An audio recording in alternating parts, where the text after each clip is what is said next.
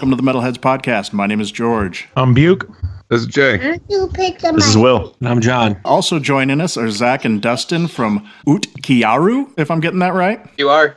Listeners may recall our last episode with Keith from Unearthed Elf and Arctic Sleep. If you do, then you may know that we asked Keith to recommend any local bands from the Milwaukee area, and Uhtcearu was his recommendation. So I checked them out on Bandcamp, and I loved what I heard, and decided to get in touch. So now here we are.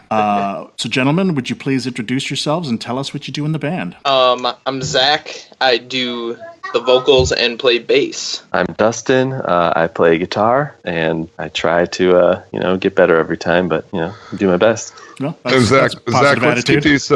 keep these answers alphabetical order from now on. You'll be going last, Zach. Jumping right in there. Sheesh. The Okay. Z. Sounds good. Sounds good. You don't have to listen to him, by the way. I got a lot of rules. Nah, yeah, but we ignore them. Anyway, why don't we start out by having you give us some background on the band? I know you guys earlier this year released your first album, The Plight of Wanderers. So just sort of, where'd you guys start out? How'd you get together? All that fun info. So just some background is Zach and I have been friends for a very long time, and we grew up together. Noel, the drummer, who is unable to be here today, was a bandmate of Zach's in a band called Arbor.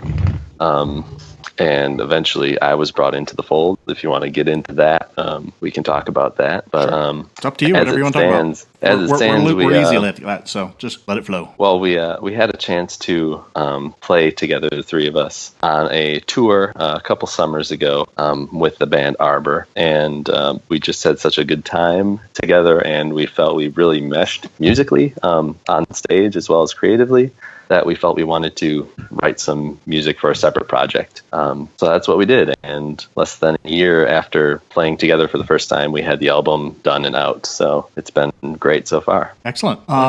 So do you guys get some pretty creative pronunciations of your name from people when they're trying to talk to you or anything like that? Any good ones?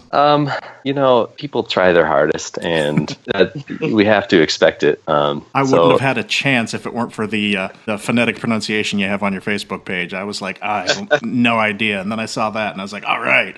And then, of course, it's actually in some of the lyrics, and so I heard it in the song. So I was like, okay, that sounds about right. So we kind of embrace being the U band, or Uhtcearu, or whatever you want to say. As long as people are enjoying what they hear in the music, we don't really care that much. Yeah. And hopefully they're curious enough to ask, how do you say it? So sure, it's cool. What's the meaning behind the band name? I know because I read about it, but sure. Listeners don't know. Well, we were struggling to come up with a band name that really spoke to each band member, and I believe Noel proposed this as the band name, and it means pre-dawn anxiety or nighttime sorrow, and it's an old Anglo-Saxon word. And I guess, aside from that description, it's kind of that feeling of lying awake at night, just with a general sense of worry and anxiety, whether it be something very specific or just general things bothering you. And that kind of nighttime feeling where it's kind of like the twilight zone. You may be perfectly rational during the day, but maybe the smallest thing can kind of creep into your mind and just rattle around in there and unnerve you a bit. So we felt that was all something we had experienced, but also something that if we could tap into that even just a little bit musically could be kind of cool. So excellent. Yeah. I hate to ask a band to label themselves, but where do you think you fall on the musical spectrum? It's kind of black metal, but kind of, I think we have different answers for that, each band member. So I want to know what Zach has to say about that, actually. I guess I would say, we have some black metal influence and some death metal influence, definitely. So I don't know. I would say blackened melodic death metal. I guess, I don't know.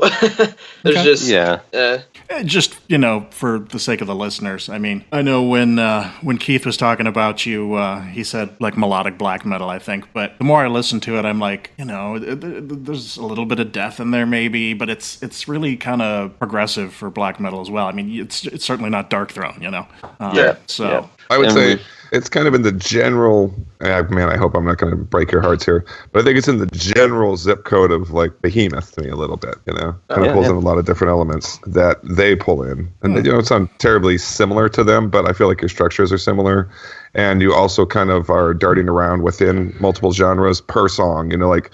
I feel like Behemoth does that a lot. So they'll have like a real deathy song and then a real black song. So anyway, I feel like for our listeners, it's somewhat like that. I agree, actually, a lot with that comparison to Behemoth. Are you a fan? Even though actually, and it's there's a huge distinction if you just listen to Behemoth and then us sonically. You know, they have such a big, deep, heavy, boomy sound in some songs, and ours is so stripped down compared to that. Yeah. Okay. Fair enough. But exactly like you said with the song structures and things like that, though, I think that's right on. Did you guys find that easier to write music, being able to kind of just not bounce in between genres, but to kind of incorporate everything together rather than being honed in just to like say just black metal or to death metal? I mean, we all write, actually, all three of us in the band write very different music, and then we try to bring it together, and that's what you hear is kind of the result of that mixture. Well, that might explain it then. Maybe each one of you is kind of bringing your own thing there then. Totally. But Zach, I'm sure, has something to say about this too. But at least for me, you know, I was definitely setting out not to write in a specific genre. I guess I had tried to do that before, you know, write a melodic death metal song. And, you know, you're just never satisfied with the result because you're comparing yourself to some standard. Sure. And once you stop doing that, you unlock a lot of creativity that you denied yourself before. Yeah, I like listening to stuff that it spans, you know, genres or subgenres or whatever you want to say. And that's why you end up with, you know, technical, melodic, blah, blah, blah, blah, blah, metal, you know, and but I feel like if you it just guys are defies categorization, that's awesome. well, you have a quality that I like, not exclusively, but most of the bands I listen to, which is it's a little more rooted in the past. I don't feel like you guys are a real modern version of a genre, and it could be the recent past I'm talking about, but for me that's a compliment because there's a lot of new things now that I couldn't give a shit less about, but and so in that sense it kind of reminds me a little bit of like Goat Whore or something like that too. Like I can really feel like some older band influence in there. So actually I'd be curious to know what some of the older bands that you like are. Sure. Yeah. Zach, why don't you? I actually have a specific question about that. I was going to do it later, but why not now? What artists inspired you to become a musician, and what artists inspire you now? But this is for both of you. Okay. Sure. Okay. You want to go, Dustin? Or Well, I mean, it's a ton of stuff. You know, we both love music, but I guess there's a couple that I keep coming back to, and they're not necessarily even metal. Kenny Rogers. Can I just guess? Kenny Rogers? Yeah, we've all been there, man. You just throw it out there. could. You never know. I mean, my father plays guitar, not professionally or anything, but just around the house when I was young. He was always plinking around on a guitar. So from his influence, I started listening to a ton of blues stuff. And so blues guitar always influences what I write. You know, not to cut you off there. That's interesting. Just real quick, I want to throw this in. And the last song, Searching for the Dawn, there's definitely something different about that song from the rest of the album. So that might, I'm glad you brought that up. I was going to get to that, so you kind of stole it from me. But there's just, you saw a little bit more on that, and it's a little bit different pace on the song. So I'm glad you brought that up. I have to add to that, John, too, which was one of the things that really stood out to me was the solos are a little more pentatonic scaly, which is what I prefer, by the way, which is also very Behemoth and many other bands besides. Yeah. Not those sort of like we're trying to play in every minor key weird mode we can find.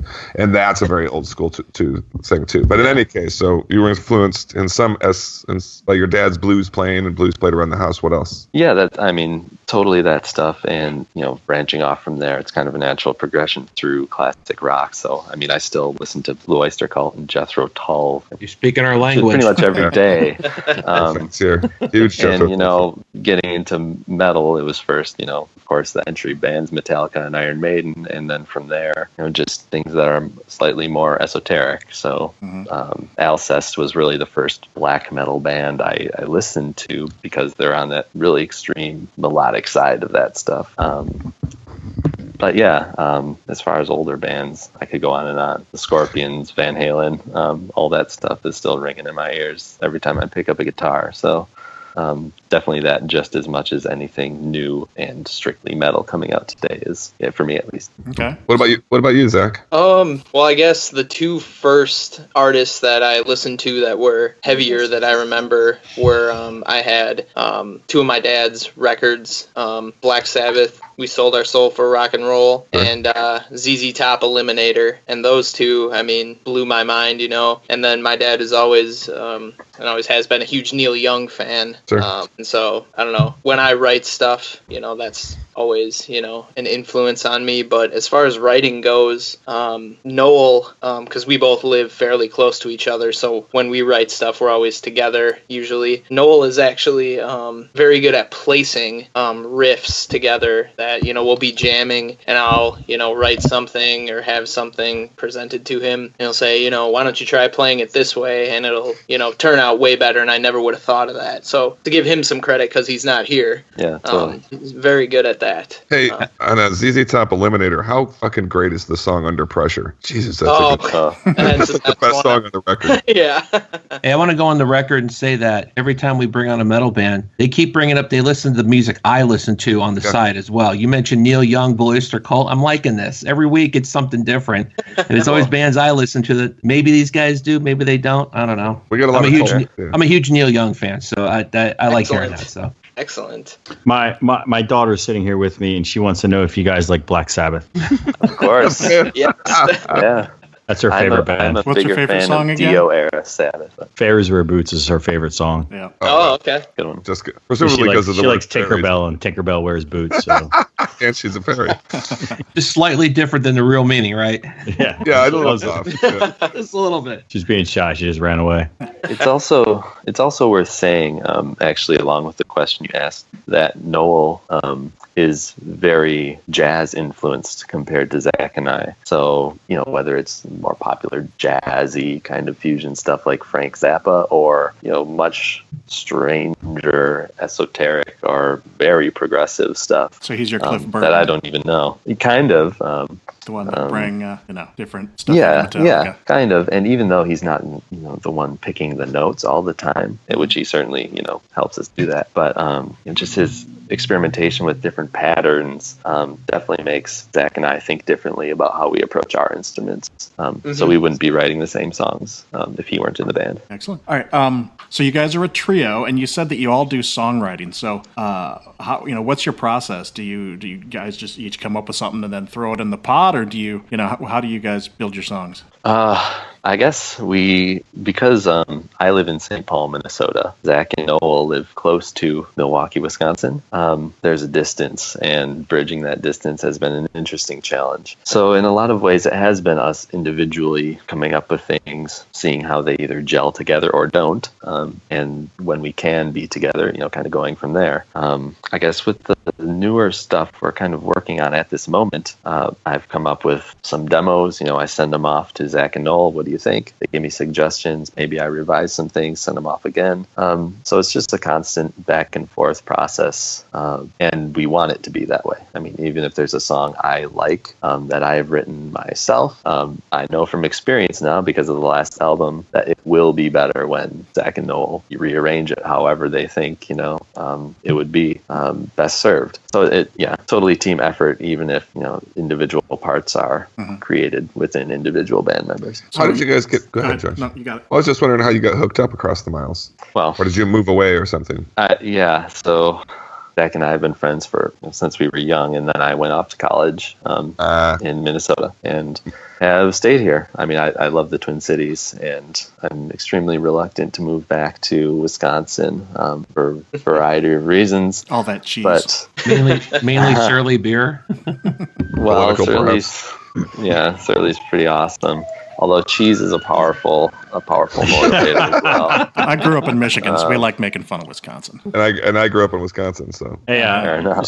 speaking of Surly, I saw Zach, you put your pint glass up, and Dustin, you live in the Twin Cities. So are you guys like frenemies now because Zach Dustin, you can get Surly, and can you get it, Zach, in Wisconsin? Do you drink? I can, yep. Actually, I work at a liquor store.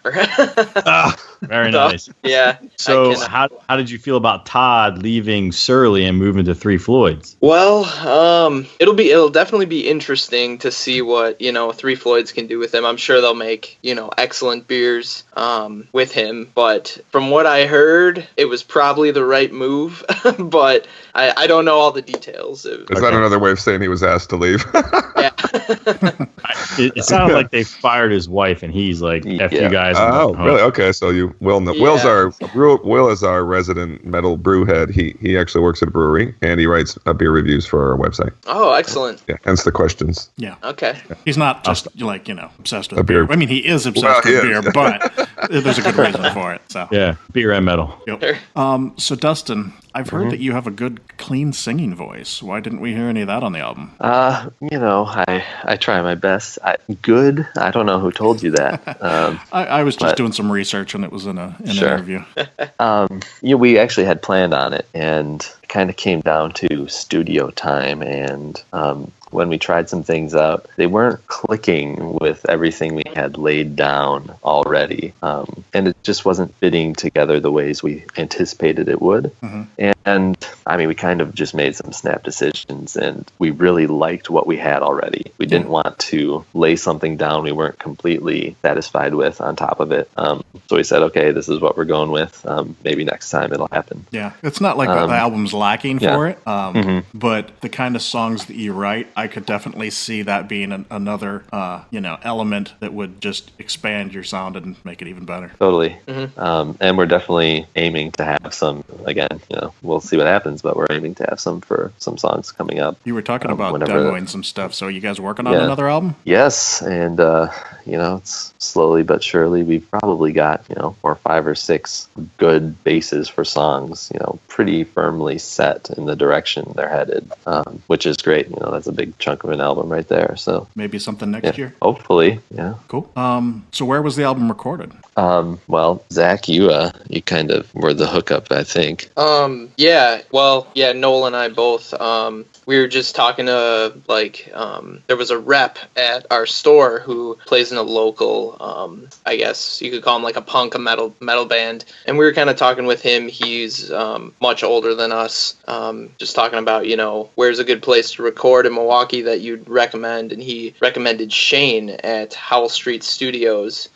So we did some research and looked at his studio, and it looked great. Everything that he had recorded sounded awesome. He does a lot of the metal bands in Milwaukee, and I don't know, we just contacted him and hit it off with him, and we decided this is the guy, and it was awesome working with him. He's a great dude. I don't know, as far as I know, we'll probably go back to him.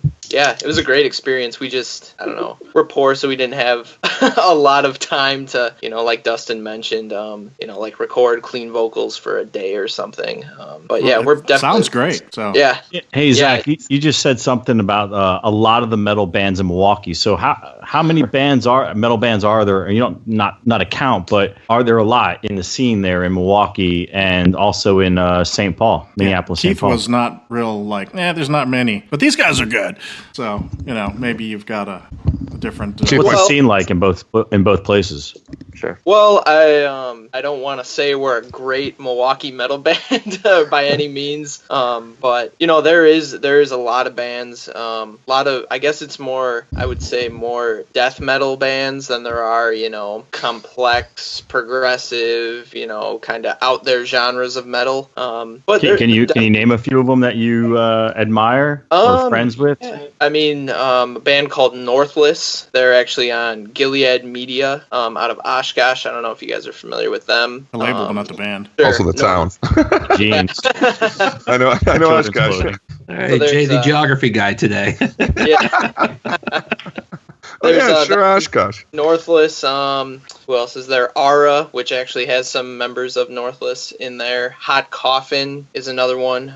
Their drummer John, who was actually the guy who recommended Shane to us. Hot Coffin. That's a fucking great name. Yeah. I was just thinking that I might have to check them out just on the name alone. Just because of the name. They are. They are awesome. Hot Pockets. But yeah, I mean, there's a ton. A lot of smaller, newer metal bands too, which is cool. You play with different people every show, so that's always nice. And that speaks to the volume of bands, I think. Yeah. I realize there's a distance issue, but do you guys ever play live? Oh yeah. As much as we can. We've played, I don't know, slightly more than a handful of shows so far. We're planning a couple more this winter.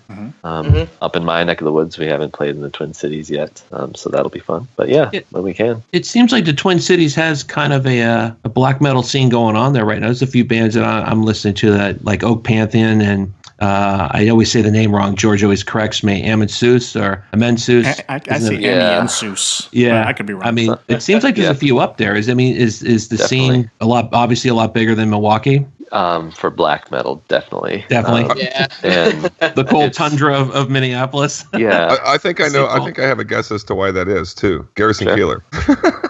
Can you explain that? Yeah. Nope, not gonna follow the logic there. It's Garrison Keillor. That's all I'm saying. Okay. So you're saying we have homework, Jay, is what you're saying. Well, no, it's that Prairie Home Companion bullshit. You know what I mean? Yeah. So it's probably some horrible reaction to that. As well, it should be. Either that, or I'd like to believe that he actually drives the underground black metal scene somehow. That would be really funny. Yeah, maybe I'll see him at a show sometime. Yeah. I want to circle back to one that I missed asking, but when we were talking about recording the album, who did the artwork? Good question.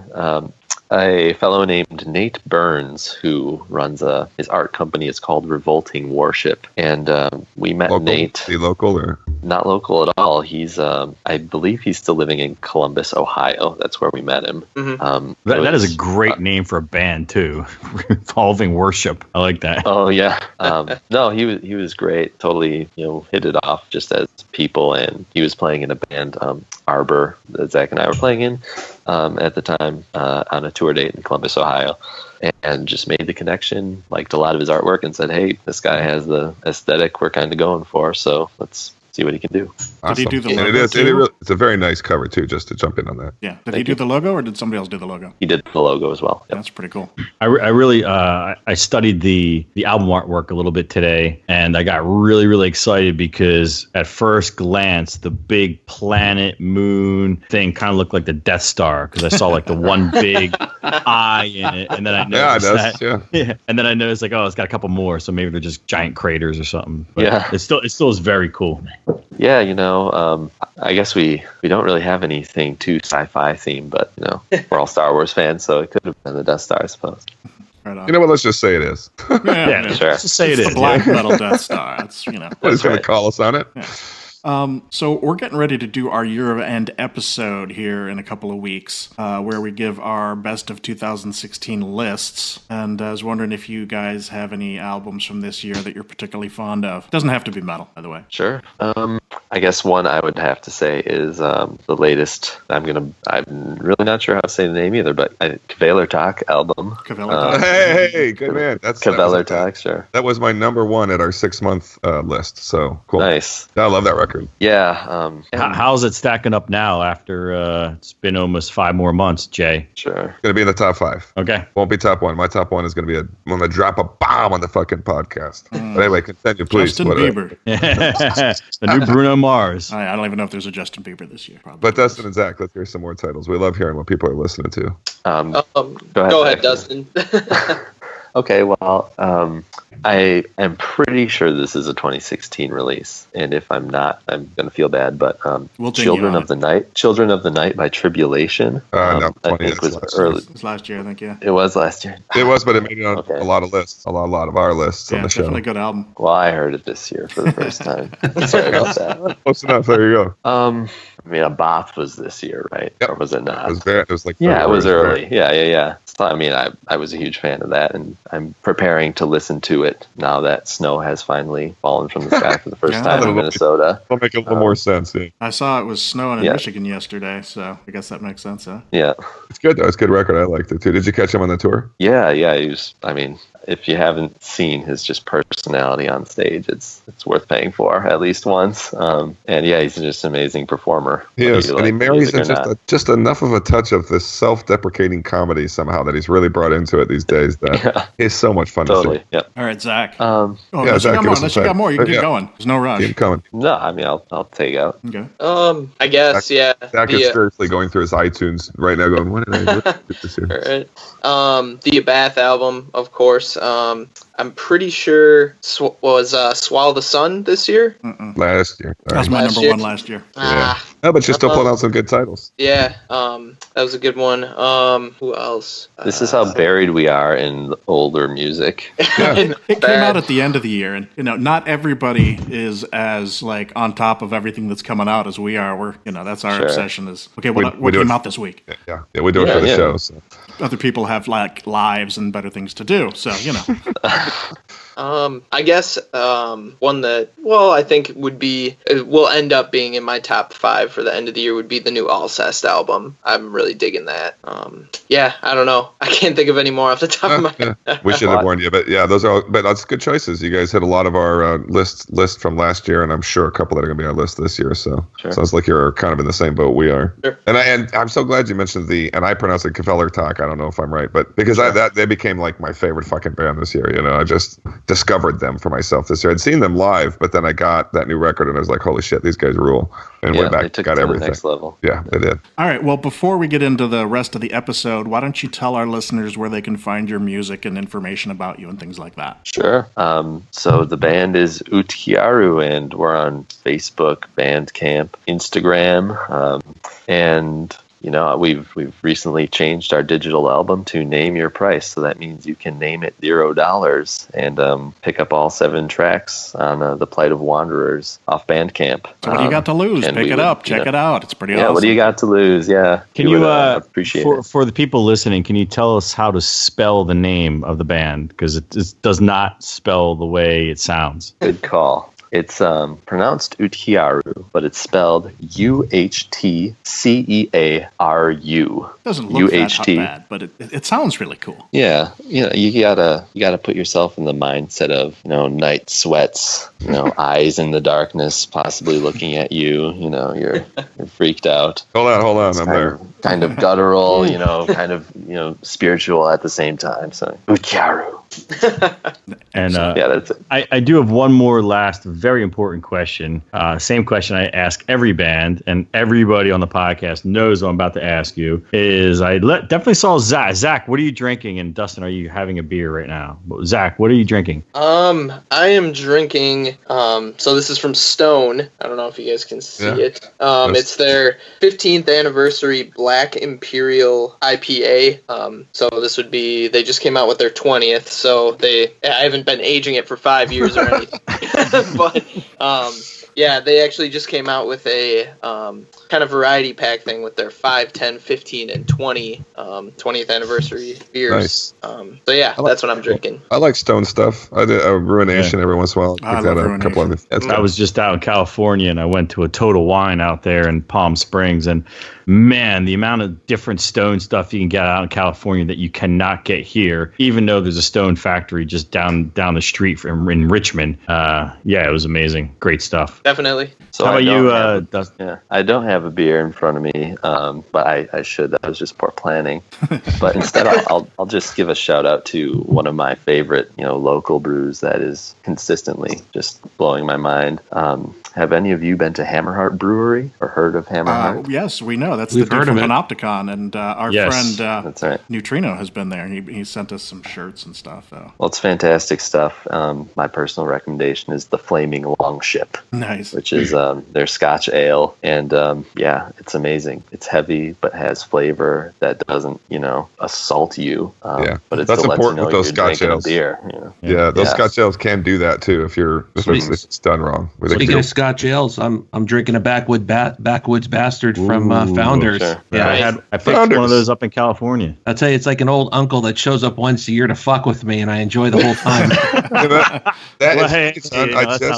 that is down at my local right now at the store, and I picked up one of their IPAs instead. I'm going to pick that up tonight. Yeah, I'm telling you. Because I was wondering if it was any good. Dave, they have Dirty Bastard. Get that as well, because that's the non-bourbon version of the beer, of the Scotch ale. So okay, well, they have the Scotch one, but Dirty Bastard is Scotch. Backwoods is bourbon, barrel-aged Scotch. Fucking A. Hey, Get on it. You'll be happy to know that Hammerheart is one of the breweries that's participating in the Decibel Magazine Metal and Beer Fest in Philly in April, and a whole bunch of heavy metal themed brewers, including my own Atlas, is going to be there. So we're hopefully the whole podcast will go if we can. At least I know I'm going to be there. You going? All right. So we're going to be drinking some Hammerheart in April. Nice. Hey, will we have to go just playing, by the way? Hey, will we have to go just because Adam's going to be there alone? Yes, that is true. So Adam Papadellen, the author of the Brutal Truth Guide to Extreme Beers. Your personal Lord and Savior. Yes. Yes. Will's got a picture of him on the wall there. Yeah. Presume, you know him well, or do you know him, or do you just like... I only know him through, I've emailed him a bunch. He interviewed me for Decibel, which is how he found me on Twitter and emailed me, interviewed me for Decibel. And then I just sort of got to know him through Facebook and email and text and phone calls, but I've never met him in person. Right on. So, but to round it out, I'm drinking a Hallowed Be Thy Ale, which is a riff on Hallowed Be My Name from Iron Maiden's album Number of the Beast. And it's a beer made by Corcoran Brewing and Three Notch Brewing. It's a collaboration beer. I don't know if you can see the label, but it's very Iron Maiden-esque. Nice. So I decided to pull out a metal beer. So I got 2 bottles of this. I'm going to have one now. I'm going to review one and make a Brewheads column out of it. Excellent. Nice. Speaking of Hammerheart, if I can just throw something in real quick. I'm pretty sure they are going to be sponsoring. We just booked a show in Minneapolis, actually, with the band False. I don't know if you guys are familiar with them. Oh, yeah. I think Hammerheart is actually sponsoring that event, which is awesome, because usually they tap a special keg or something for that. So nice. Cool. Yeah. But sorry to cut you off. Go ahead. That's all right. I was going to say, my beer's not particularly metal, but it is tasty. It's Deschutes Hop Zeit Autumn IPA. Well done. Right. I guess if no one has anything else, then we will move on to the rest of the episode. Zach and Dustin will be joining us for the remainder of the episode, or at least for as long as they have time for. So they'll be sticking around. Before we get into the news, though, Buke, do you want to give us a report on your Trap Them show from the other day? Yeah, so, what is it, maybe 2 weeks ago now, on a Friday, took a trip up to see Trap Them. Friend of the podcast, we met Galen from Infera Brew, is also the bass player in Trap Them. So I went up to check them out, had dinner with Galen before the show, caught up with him, had a blast. They played the Wind Up Space in Baltimore, which I had never been there before. Had a bunch of local support that I didn't catch, but got to catch the opener, and I'm going to butcher this name, but it's the term for the predator from the movie. Whatever he is, the type of species that he is, that's what the band's name is. Okay. But they were awesome, and that band's name, I'm gonna miss it. I'm gonna mess up. It's Uhtcearu, Yautga. Awesome band, great opener, perfect fit for them. But why I wanted to mention Trap Them, I had always heard that their live performances were on a different level. Well, doesn't the singer have 2 broken feet right now? Yeah, he does. And if you have ever seen pictures or live performances from Trap Them, the lead singer Ryan is just a madman on stage, all over the place. In the crowd, hitting himself with the microphone, hitting himself on the monitors. So just G.G. Allen style. Exactly, going nuts, and it's in your face, and it's amazing. Well, overseas, Ryan, when Trap Them was touring overseas, Ryan got injured. I think he was jumping off a stage, doing something with stage, and basically he broke both feet jumping off of a speaker cabinet. So is he like on crutches, or has he got a couple of boots on? Like, no, when I saw them, he is wearing like heavy duty construction worker knee pads. Huh. And he's got casts. His feet are casted up. Yeah. And his feet are casted up, and it does not slow him down one bit. That's metal. Yeah, Buke, I saw the Instagram photos and Twitter stuff that you were posting during the show, and it was brutal. Like, he's literally on his knees, huge casts and knee pads on, and you were right, Buke. I mean, just from the pictures, I wasn't there, but just from the pictures, man, it didn't sound like it bothered him at all. I was like, he started with a classic mic stand with the round, heavy bass. It looks like a dumbbell, like a weight on the bottom of it. You screw into it. That lasted all of 2 songs before it's broken. By the end of the set, knee pads are off, knees are all scraped up, cut up. The floor is all bloody from him scraping his knees up, from him cutting his face with the microphone. It was a bloodbath, literally, and it was amazing. Wow. It was absolutely amazing. I want to recommend that record to people over and over and over. I think that made such a good, loud, well-produced, insanely heavy record this year, and I'm highly jealous of not having been able to attend that show, or whenever. Hopefully, they'll come to my area. And that new album is Crown Feral by Trap Them. I cannot recommend it enough. The album kicks your ass. It's loud. But man, that live show just blew me away with how they are live. They're one of those bands that they probably played what seemed like 20 songs, just rolling them one into another. DC Metal Chris was there with me, so it was a pretty cool time. Did you get to talk to Galen? I did, yeah. Like I said, him and I had dinner before the show. Awesome. Galen plays bass, and I think you might have said that, but if you didn't, he plays bass for Trap. He doesn't play bass in Fear, does he? What does he play? He plays guitar and sings. Yeah, that's awesome, man. I'm highly jealous. That would be way up on my must-see list this year or next. If all the testimony you just heard is not enough for you to go pick up this album, it did make. We'll talk about it a little bit later, but Decibel Magazine, I guess someone leaked their top 40 list already, and it's number 11 on their top 40 for the whole year. So, well, the issue's actually out now. It just came out. Okay. So it's did you official. get it? Yeah, I got it already. But I'll just say again, well deserved. It needs it better be on a bunch of fucking lists. Talking to Galen, maybe with the success and reviews of the new album, it sounds like maybe more tours, maybe in order for them. Cool. Things are really starting to happen. So big things could be happening for Trap Them. I think they just finished up the Broken Foot tour last night or tonight. They did. It's finished up.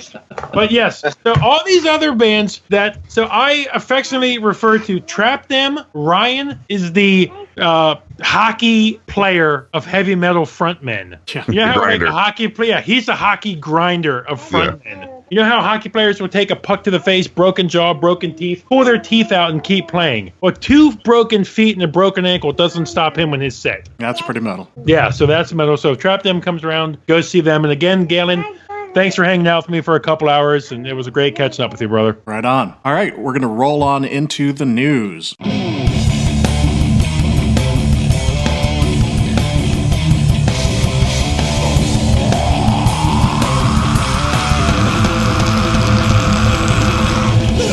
First up, I hate to say it, but I think, Jay, we might have killed Leonard Cohen. Yeah, I'm sorry about that. I don't know how. Our last episode, I mentioned that I was really digging his what is now his final album, You Want It Darker.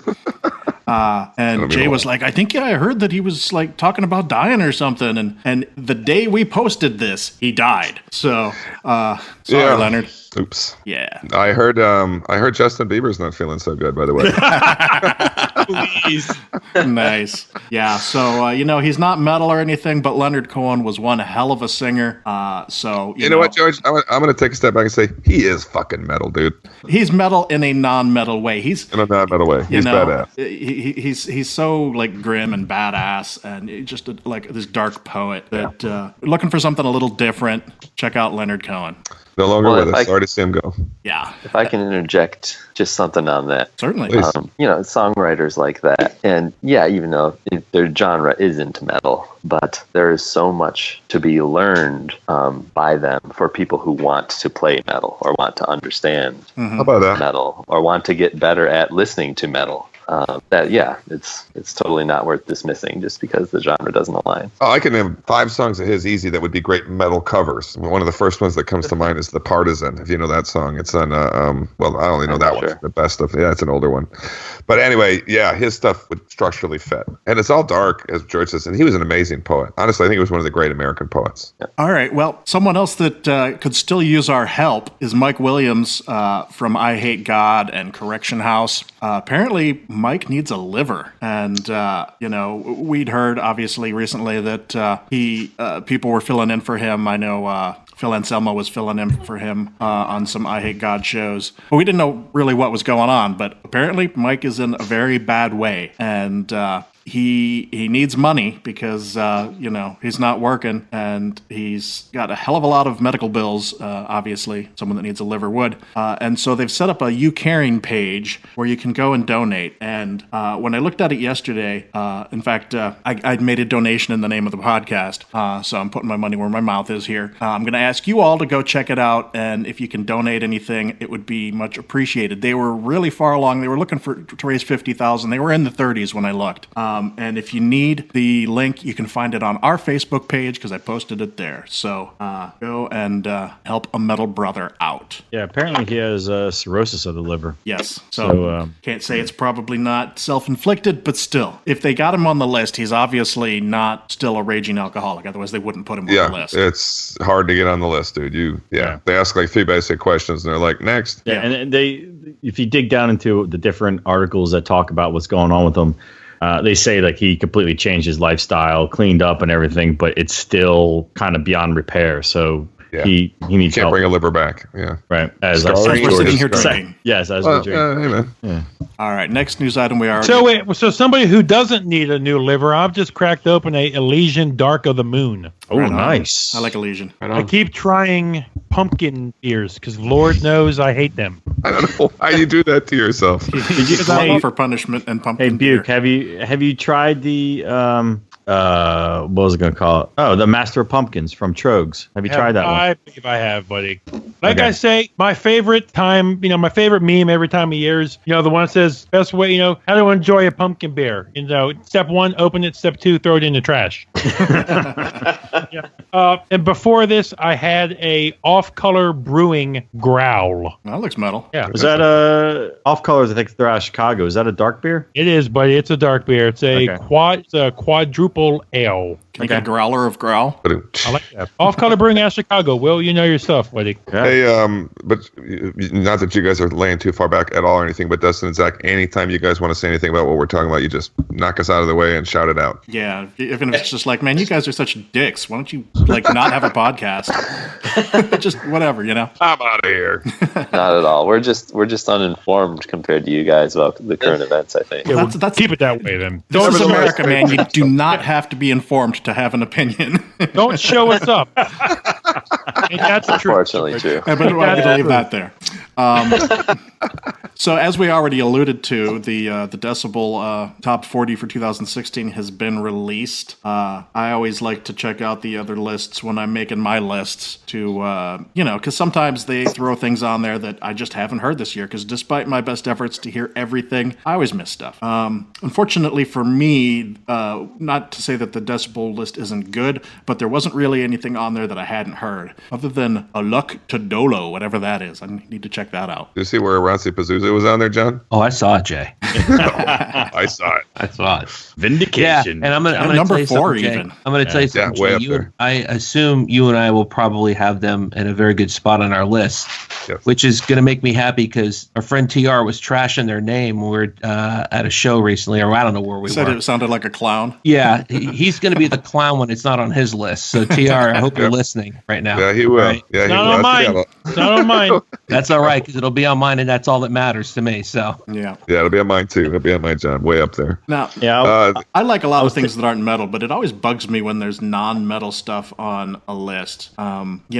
We try to, while we respect things that aren't metal, I love all kinds of things that aren't metal. It's a metal podcast with a metal list. It should be metal bands. And I know Galen and Neutrino are going to hate me for this, but Virus does not belong on this list. That is not metal. Not saying it's not good, but it's not metal. What is it? That's weird stuff. I haven't listened to it enough to categorize it, but it's not metal. It's not heavy. How surprising do the rest of you find it? And I'm not saying it's not a good record, but their number one record is the Chemist record. Yeah, that was shocking. I actually knew that months ago because I know the editor of Decibel, and he kind of dropped that in that shh in an email to me. Yeah. And wait, he told you this months ago? Yeah. So they haven't really been listening to anything for months.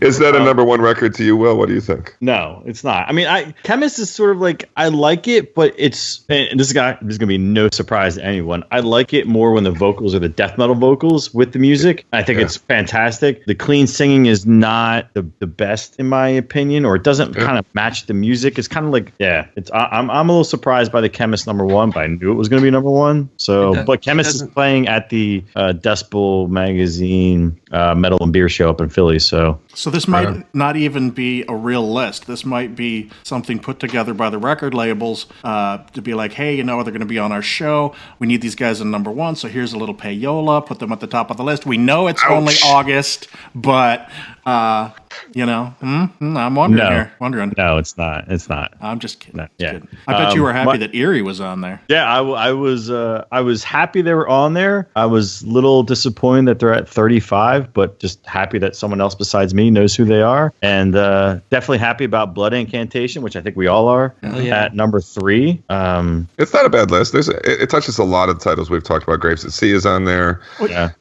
George the Sub Rosa is on there. Destroyer 666. Gorguts with one song. Come on, it's a half-an-hour song, but really? Well, I think it's 40 minutes. So. Whatever.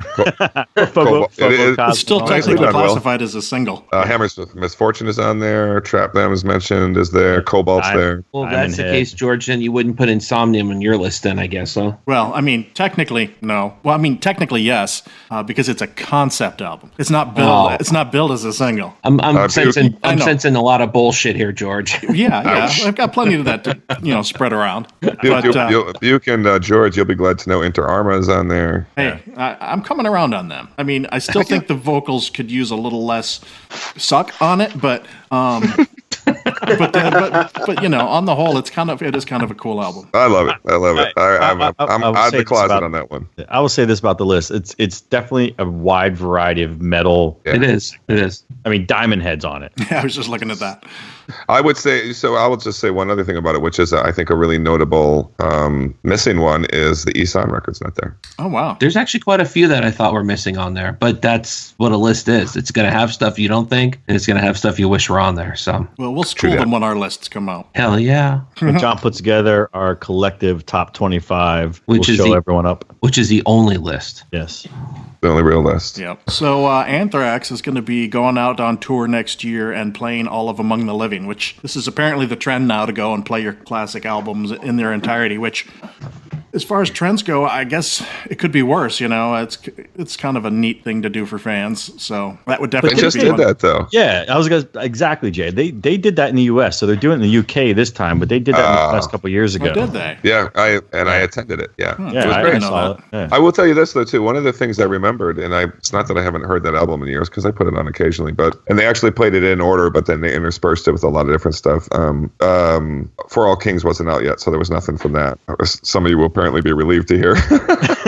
But it was the closer it gets to the end of the record, the more I was sort of like, you know what, this was a great record, but it did kind of die off a little bit at the end. It's not as consistently good all the way through as I thought. Blood Eagle Wings. That one's gonna be on my list, buddy. Mm-hmm. I still think that's a good record. Yeah. So, but anyway, they did just do that, and I saw it was a good show. Right on. And I saw that Joey Belladonna sang the national anthem at a Bulls Wizards game. And did you actually listen? I listened to it. Yeah, I mean, it wasn't like all metal or anything, but he did not embarrass us. Was it in Chicago or was it in DC? I think it was in Chicago. Okay. He's such a good singer. He's singing now better than he ever has. Yeah. In fact, one of the guys in the band, I don't remember which one, but he was just saying the same thing, that he's singing better than he has in years. So good. So Black Sabbath played their last ever U.S. concert in San Antonio on November 12th, which is a sad thing to hear. However, I just learned this morning that Tony has not ruled out doing one-off festival appearances, so I guess it's not really the end now, is it? Yeah, I'm actually really glad you put that little second piece piece on the updated script because I was going to mention that because I saw that.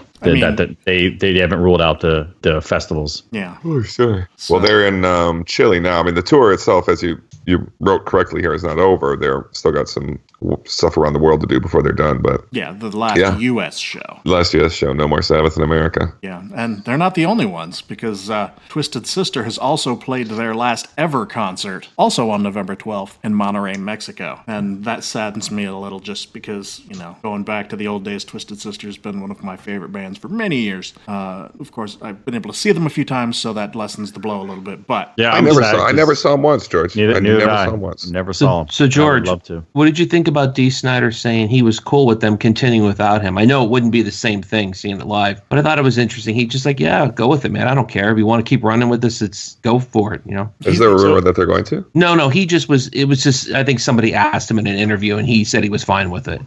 I'll tell you this. It wouldn't be anything without him. Saying? Yeah, right. So is it D just hanging it up? Yeah, because you're right, Jay. Well, he just released a solo album. I think, Which, by the way, stay away from it. I haven't heard enough of it yet to make that. I mean, at the very least, there's that acoustic piano or whatever version of We're Not Going to Take It, which is quite awesome. Is that on the record? That is on the record, yes. Okay, all right, I'll give it that much. But yeah. For some cancer charity, Dee Snider did a piano version of We're Not Going to Take It. It is fucking effective. It is effective. There were waterworks involved.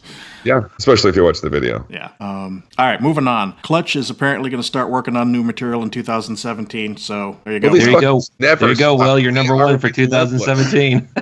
George, I'm surprised you put this on the script because according to you, they're not metal. Clutch was I'm sure if you ask Neil, he'd be like, "We're not a metal band."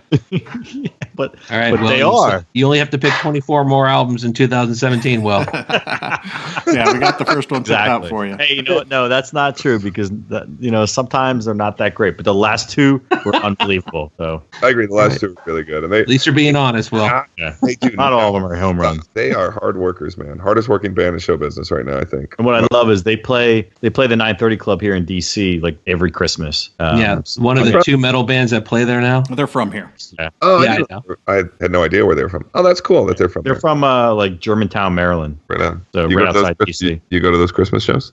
I've been to one when they actually recorded the Live the 930 album. But it's problematic because it's Christmas time, so you're typically traveling and stuff. But if I'm home on the 27th of December in DC, I will be there. I'll pick up that live album and see if I can hear you screaming. I if I knew they were recording live, I would have yelled out way more stuff. I'll get on a Clutch record if it fucking kills me. Balls!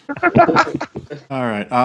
So Halloween is doing a reunion with Kai Hansen and Michael, I want to say Kiske. I've never actually said his name out loud. It's Kiske. Called Pumpkin United in 2017, 2018. I have no idea if they're actually going to come to this country. I haven't really cared about Halloween since Keeper of the Seven Keys Part 1, but at least these two guys were associated with that. Does anybody else care about Halloween? You just nailed what my feelings on the thing. The first one, and then that was it. Right. When I was in high school, I liked Halloween, Walls of Jericho, Keeper of Seven Keys 1 and 2. But as my taste evolved over the years, I can say that's not my style of music anymore. But when I hear those albums, I have that nostalgia for high school. But other than that, I'm like, if they came around here, I'd try and check them out just for nostalgia reasons. Yeah, that was pretty much the origin of what I consider the power metal sound. Yeah, for sure. Yeah. So Jay pointed out something that Vakken has been doing a little bit of excavation in preparation. Exclamation?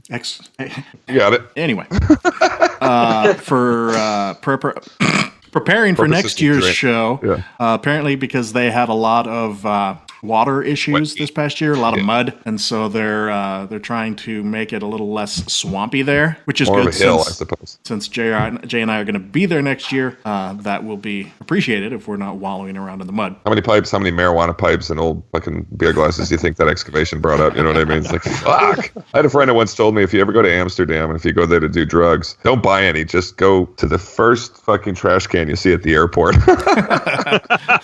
That's probably very true. Because without doubt, everybody buys too much and they're like, shit, we got to lose this shit.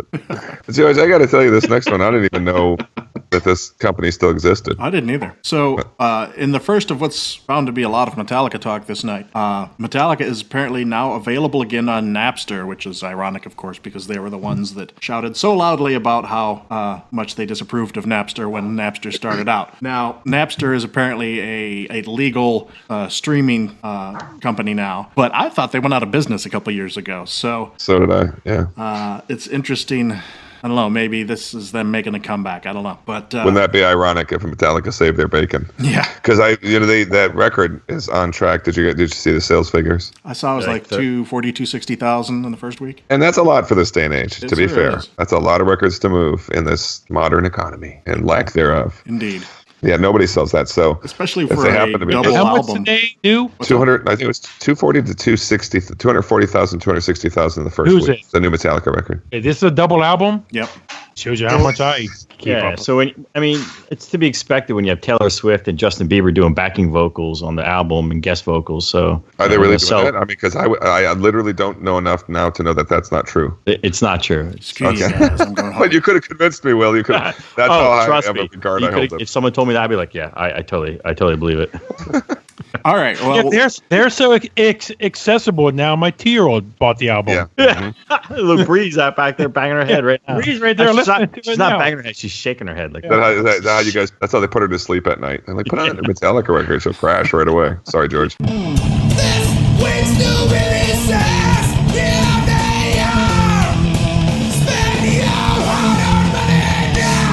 well, let's can't move on wait to to new eat. releases. And by new releases, I mean the new Metallica record. Hardwired to Self-Destruct dropped 2 days ago. And I was surprised to find that they actually released a video for every song on the album. So if you are not inclined to buy it or have a streaming service, you can go onto YouTube and listen to every song and apparently look at them while they're singing it. And I know, unless Zach or Dustin are going to come to my rescue, I'm going to be the only one here saying that I like it. Come on, guys, George, help me out here. I will say this. Remember I went out of town hunting this weekend, guys. And when I called George coming back today, I said, yeah, George, first listen, I don't like it. I was skeptical on the And- first listen as well, because I'm sorry to interrupt you. The first listen through, I was expecting a completely different album based on the singles that we heard. It was very thrashy, and the rest of the album is just not. So I understand where you're coming from. Carry on, please. And what we have talked on the phone is that you and I both, I know we're alone here, you and I like Death Magnetic a lot. Yep. Death Magnetic, I thought, was a good return. Of course, they will never get back to the Metallica of old. But from the recent albums, it was a good return to somewhat form. And they did sort of touch on Master of Puppets a bit, because the song... The thing about this album, though, George, it's almost Death Magnetic, but then it misses some. Mm-hmm. Like the first 5 or 6 songs, not the songwriting, but like the solos and the music, I like. But it's still the same problem I have with new Metallica is the lyrics. I can't stand the lyrics. They're just They're pretty bad. they're so literal. It's like I told you on the phone, for lack of a better phrase, it's like a country artist writing a heavy metal song. Yeah, They actually, are Oh my hit God, it. Buke, you just nailed it. He did. Holy There's- shit. There's no metaphors nailed it. anymore. Man. You did. Literal Man. is what it is. They are Yeah. they are so literal and so easy that your 8th graders, your guys, people who don't listen to metal can put this on and be like, yeah, man, I love it. But It's definitely a different style for them. And Buke didn't agree with me when I said it was sort of a groove doom, in that it's got like this. They get into this, like, I don't know. They get into a groove, okay? and I only say doom because it's slow and heavy. Yeah, the groove is that it's slow, and the doom is that they sing about country crap. So They don't sing about country crap. I was going to say the song "Dream No More" is like a sequel to The Thing That Should Not Be. It's all about Cthulhu. Well, I'll say and this. this is- yes, all right. Let me say this, guys. Again, this is I me love going in. we're talking over each other because this is awesome. I knew this was going to happen. This Well, we're is excited. awesome. Yeah. This Passionate. is me going into this album, like I mentioned on the pod. I went into this like a Star Wars movie. No prior listens. I avoided every single. I avoided everything from this because I really like Death Magnetic that much. And George, I'll speak for you here. Please correct me if I'm wrong, Death Magnetic hooked us on first listen. I think it took two. It probably didn't take as long as this one did. I've been through it 4 or 5 times now, and each time I listen, I like it better because I'm hearing more things. But that's the problem, is that, you know, there's the group of people, and it's a very large group of people. In fact, it's, you know, half the podcast here, at least, who don't really like anything past Master of Puppets. I'm like, you know, if that's what you like, that's what you like. I'm not going to try and convince you or whatever. And Dustin and Zach, if that's you guys, get the fuck off the pod. Yeah. Well, let's give them a chance. Before I go any further, to... I got to get these guys' opinions on Metallica in general. I don't know if you've heard the album or not, but come on, what do you got? Yeah. So I gave it a listen through just a couple days ago, and honestly, I don't know what I was expecting, and it was no better or no worse than I was expecting. However, I think one of you just hit the nail on the head with the lyrics, and for me, that was Buke. That was Buke. Let's just give me credit here, because I never get credit. That was Buke. I'm giving you a lot of credit for everything you said tonight, Buke. And for me, because I know writing lyrics, it's just so hard, and sometimes you got the inspiration for a song, sometimes you don't.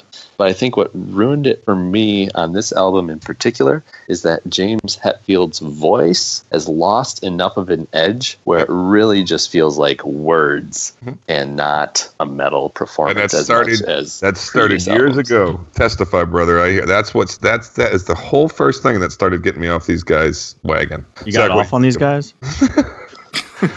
Zach, what's your opinion? Yeah. Them in general, and if you haven't heard the record, that's fine. Yeah, I listened to. I think I heard all the record. I watched all the videos or had them playing in the background, whatever. By the way, both of you cared enough to do that. You both listened to it to see where was that. So you must have been at least kind of fans. Oh yeah, definitely. Yes. I can only say there was maybe 2 or 3 songs that I liked enough to listen to again. But yeah, like Dustin said, his voice and like Buke, I believe, said, the lyrics just turned me off. I don't know, just different thing now. Kind of disappointed, yeah. Yeah, and more power to people who love it. And I couldn't be. It's not totally not metal. It's not. Yeah, it's not like it's Saint Anger piece of shit or Lulu piece of shit. It's just different. And if you can't get behind a change, then you can't. I will say, since you mentioned Saint Anger, and I was thinking about this earlier today.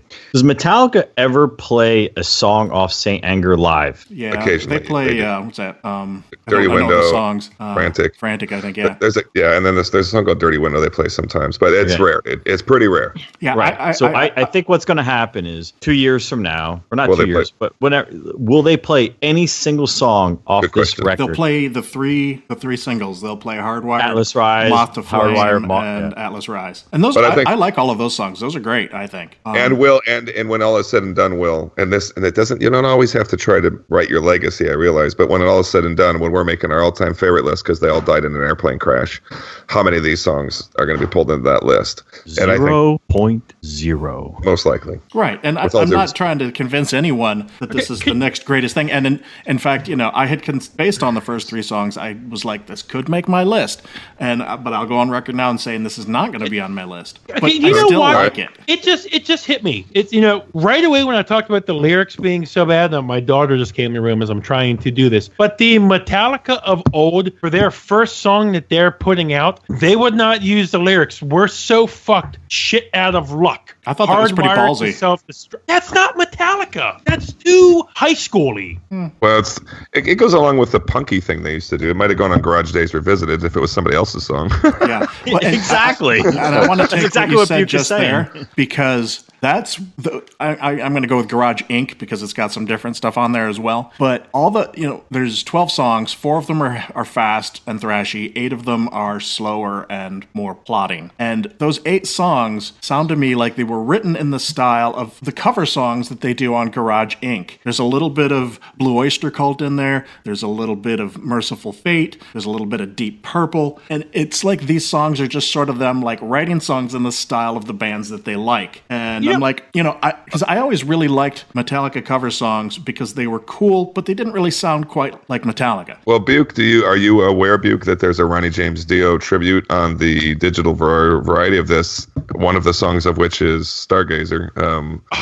Are you serious? Yeah, you need to go look it up. It's on Okay, iTunes. I love this new album. This album is the album of the year. They do the Ronnie Rising medley. I love that. They also do a cover of Carol Woman. No, I was going to say they do a Deep Purple When a Blind Man Cries, and they do Iron Maiden's Remember Tomorrow, which is, by the way, a great song. I love that song. Which, by the way, John Opeth does a killer version of Remember Tomorrow. Yes, they do. I've never heard it. Where is that available? It was on a compilation in 1998. It was on a tribute to the Beast. It's also on My Arms Your Hearse, the latest version of that too. It's on there.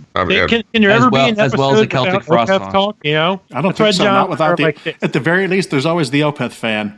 Yeah, exactly. Hey, Will, I want to ask you this, and I don't know if you joined us the episode where we mentioned. I think we may have talked about this when Metallica announced this new album in the works. Is it even after the Black Album and Load, Reload, and everything we got since then? Is it even right of us to expect those old albums again? Because I can't describe why Metallica, as my daughter came back in, she's so outraged. You see her, she's so outraged.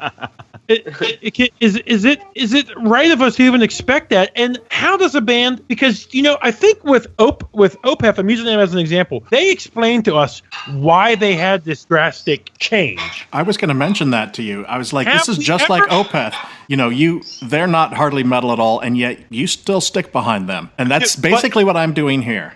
But the thing is, because Opeth gave us a reason. Has James and the guys ever came out and said, this is why we're not doing that old sound anymore? And all right, so both of you guys have extremely good points. And I actually thought about this a lot today. You know what? If Will was to change his Twitter, he would be the Metallica fan. He would.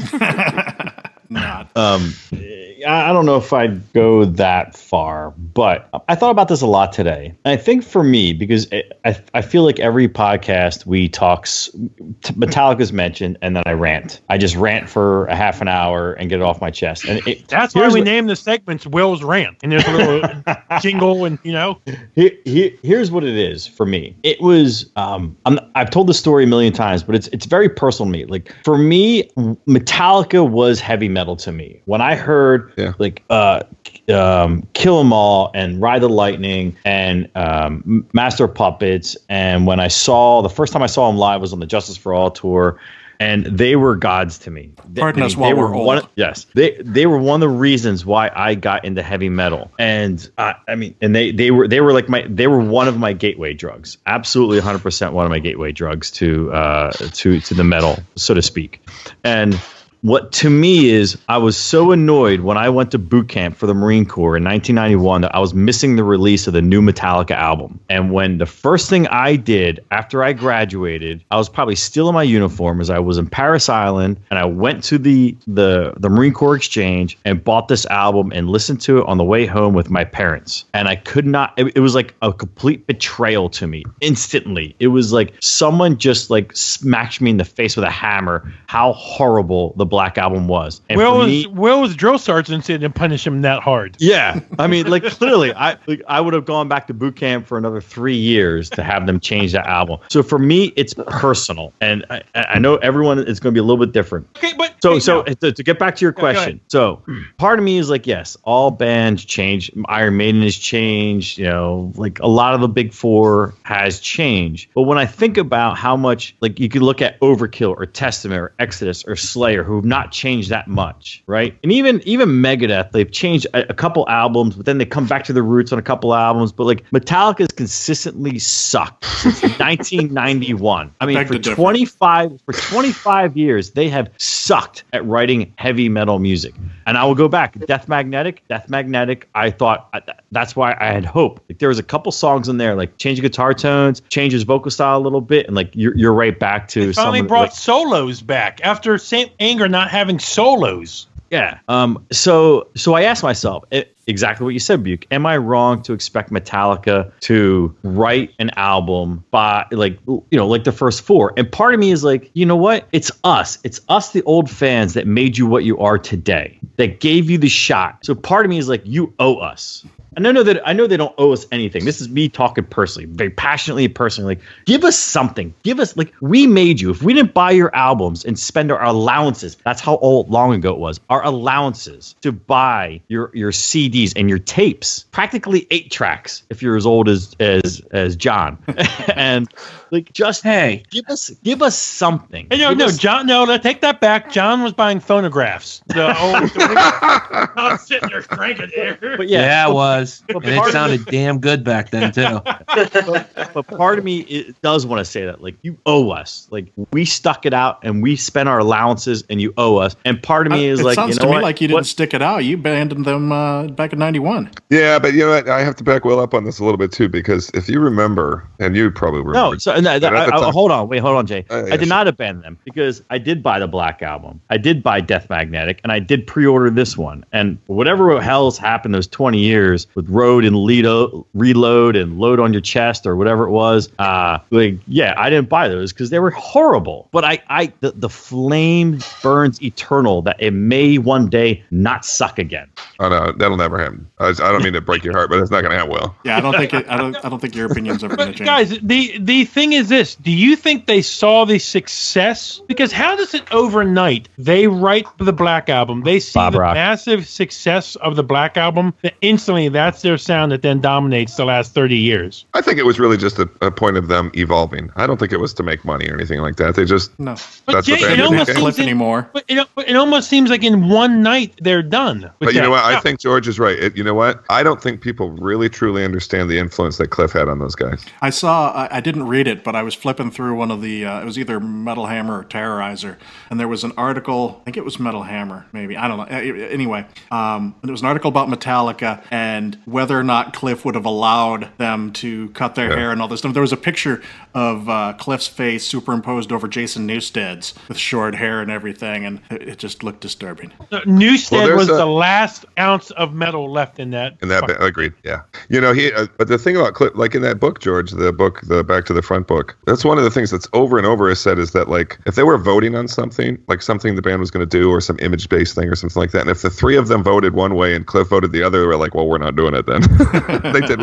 They all looked up to Cliff, and he had better musical ideas and so on and so forth. And Jay, I will say one thing. Sorry to cut you off, but I did, after your recommendation, I did go buy that Back to the Front book, and that's one of the things I thought about. Like, what would Metallica be like if Cliff was still alive? And we don't know, but that's my question. We can go dig him up and prop his skeleton up on stage. Why not? And the music will be better. Ouija board and a microphone, see what we can do. Okay, now, we've talked about, the various ages on the podcast, you gentlemen being older and better looking than I am.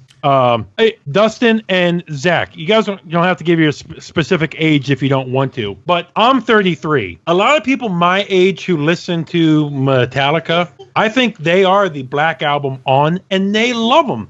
I'm seeing posts on Facebook. I made a post on Facebook. I'm like, here it is, new Metallica album release day, when all my metalheads come out of the woodwork and love the album. So I don't think the majority is even upset that this album. I think they love it. Yeah, it's probably just the hardcore base. Well, the people who are really concerned with it being a metal album. Yeah. There's plenty of people who just want to listen to a good hard rock album or hard rock and don't care if it's, that good. They want something catchy and, to shake their fist about, So Metallica definitely fills a void. And I definitely am younger than you guys, and you'll be maybe disappointed by some of the songs I put on my top 5 Metallica song list after this conversation. But hey, you know what? I will list some newer songs, and I will stab anybody in the throat to defend those newer songs that I will put on there. So as long as it's not on St. Anger, I don't care. Yeah, but but the thing is though, like when I mentioned,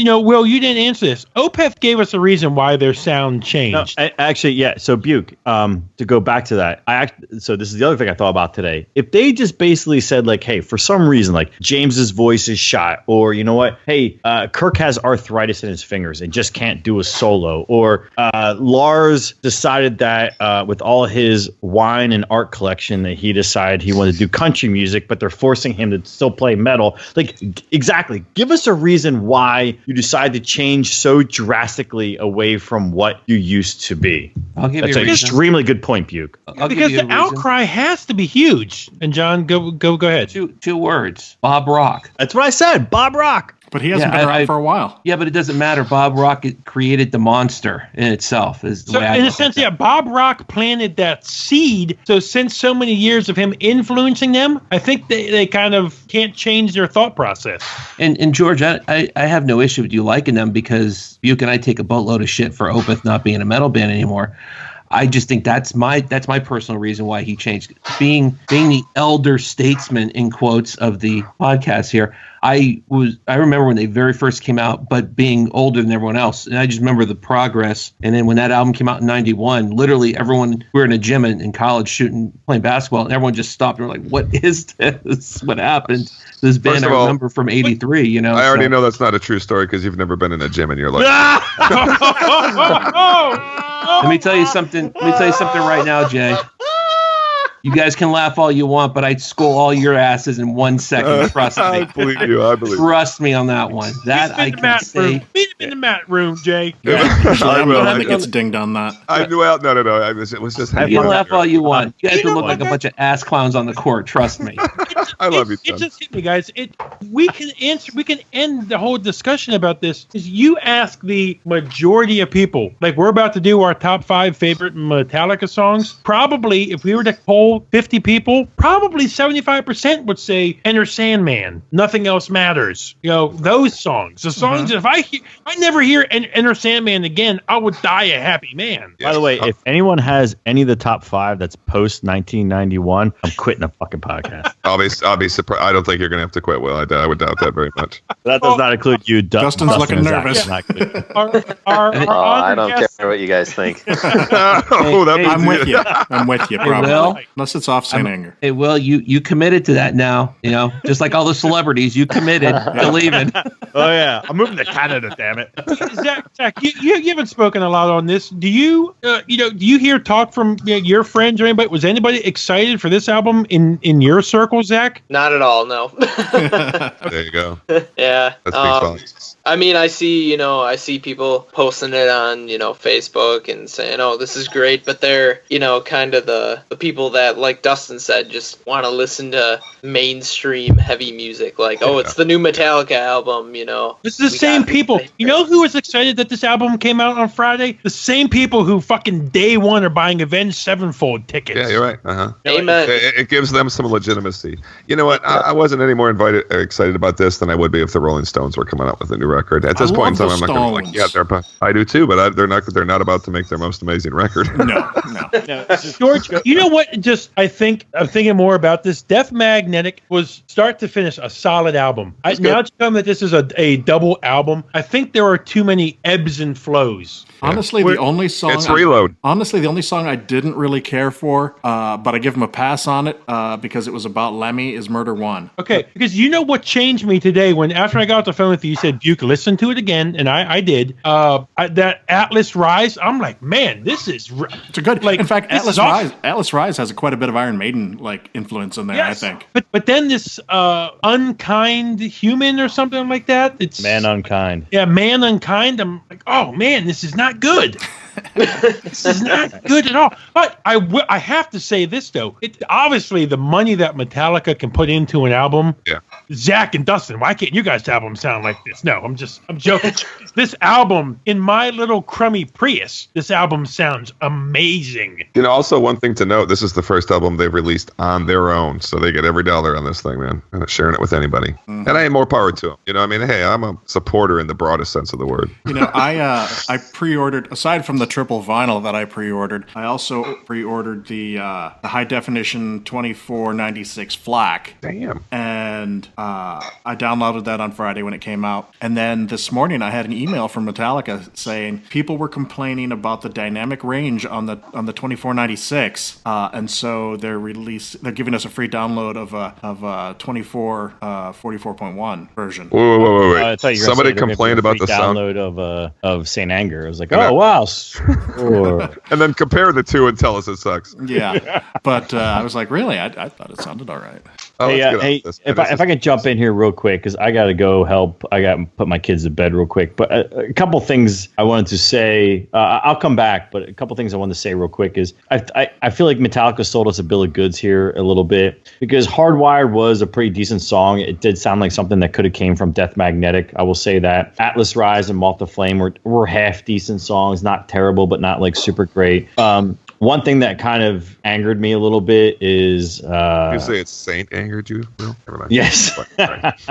Like the song Confusion. So it's about the military and PTSD and all that stuff. Just listening to some of the lyrics kind of offhand. And what Metallica has made some phenomenal military theme song. You know, think of Disposable Heroes, One. And it's like, this song just did not do the subject justice at all. And I was a little, I have to say, I'm a little annoyed by that. There was one song that kind of reminded me of that wasn't so horrible. It reminded me more of an Alice in Chains song. I want to say maybe it was Dream No More. The Cthulhu one. Yeah, is that? Yeah. It kind of reminded me more of an Alice in Chains song, and kind of like the lyrical content may have been cool, but I thought the song was just grungy. I happen to know they were big fans of that band, so that's not a surprise. Yeah. Mm-hmm. And then the song Spit Out the Bone starts off great, and then just kind of like meh, and then everything else is just sort of it sounds like this is an album full of a lot of filler. Yeah, middle of the road, dude. Yeah, just no one's going to remember 90% of this album. And aside from Hardwired, I doubt they would ever play any songs live after this tour that they're going to go promote and make $1 billion on. Mm-hmm. With that said, you're going to leave right when we start the lists. No, he'll be back. You can have hours to talk about this album. I want to say this. Just, we wonder why Opeth sometimes is still discussed in heavy metal media. And I think it goes without saying that with the pedigree that Metallica has, they will always be talked about. Yeah, well, they're the biggest metal band in the world. The biggest metal band in the world. Yeah, ever. So they will, until all of them pass away, they will always be talked about. They have become the institution. Yeah, they are. They're the Beatles of metal. You know what I think I hate to think of this as Will walks away. John and I were talking about this at the Opeth show. Mike can't do old Opeth well anymore. And I think it was hard for him to come out and say that, and that's what brought about their change. Yes, Metallica is older, but James still sounds amazing. Oh, he's in the best shape of his life. I think the thing is, like, we're all sitting here, and it just came to me. It's you think to yourself, it has to still be there, the ability to do that. Yeah, age has an effect, dude. It does. Absolutely 100%. But we look at, like, George, we talked about this a couple years back with the new Iron Maiden a couple years ago. Iron Maiden has had some missteps along the way, but the Iron Maiden you're getting now is almost, in the same vein as like a Power Slave Maiden. Yep, I agree. Why has Maiden been able to maintain it and Metallica can't go back to that? I don't know. I think their influences are too big and wide. They're too sucked into the rest of the whole media world. They don't live in a heavy metal box. In the sense where, and Jay, do you mean like in the sense where Maiden is Maiden and Metallica is the pop radio hard rock station band? Kind of, because you might conceivably hear a news story in which they're talking about popular bands and they might mention U2, Metallica, and another band. They would never mention Maiden. They grew up out of this whole other weird underground box and they're just not part of that scene anymore. And they still influence the scene and people still like them, but they're different. I said this in the last episode. They're a corporation now, and that's fine. There's nothing wrong with that, but that's what they are. And for my money, you're not going to get a real creative record out of a corporation. That's a great point because they have so many factors that they have to think about too. So many people that they have to please. Bye-bye. My thought. Bree, you want to say good night? Yeah, good night. Well, let's get out of this topic. Yeah, let's get out of this topic. Let's talk about something completely different. Can I quickly say something, George, to end this topic? By no means is this a horrible album. No, I'm sure. I'm not saying it's a great one. Yeah, I think we have such passionate discussion because all of us, to speak for all, 5 or 6 of us here, we're all fans of the band. Yep. And, we all want it to be what it truly can be. There you go. Yeah. I'll tell you what, though, guys, on the last point, wouldn't it rock the fucking metal world if we got like another Master of Puppets? Yeah. Oh, God. Could you imagine 2016 if that type of album came out? Yeah. I'm like thinking, what if they pulled like a Triptychon and they just fucking came out in corpse paint and they were just like, wow. That'd have been cool. That would be cool. But again, never happened. Ironically, Will was gone and we were talking about beer. Yeah. Well, Dustin drinking one of the beers you brought in for, I think, one of the mid-year episodes. A blacker? Was that a black? Yeah, blacker. Nice. Blacker. Well done, sir. Which who released it? Was it I'm assuming it's a surly release? Yep. Yeah. Yep. Is anybody drinking anything that we want to talk about before we get back in? I mean, wait, have you guys literally been not Hold on. recording this whole time or what? Yeah, we waited for you. Yeah, we took a bathroom break and then we talked about We don't beer. go without you, Will. God damn it, you never leave a man behind. Oh, well, thanks, man. Appreciate it. Yeah, because I still want to hear George's defense of this new album. Oh, no. Now we're done with that. We're moving on to the top 5. Yeah, you're going to have to listen to the show on that one.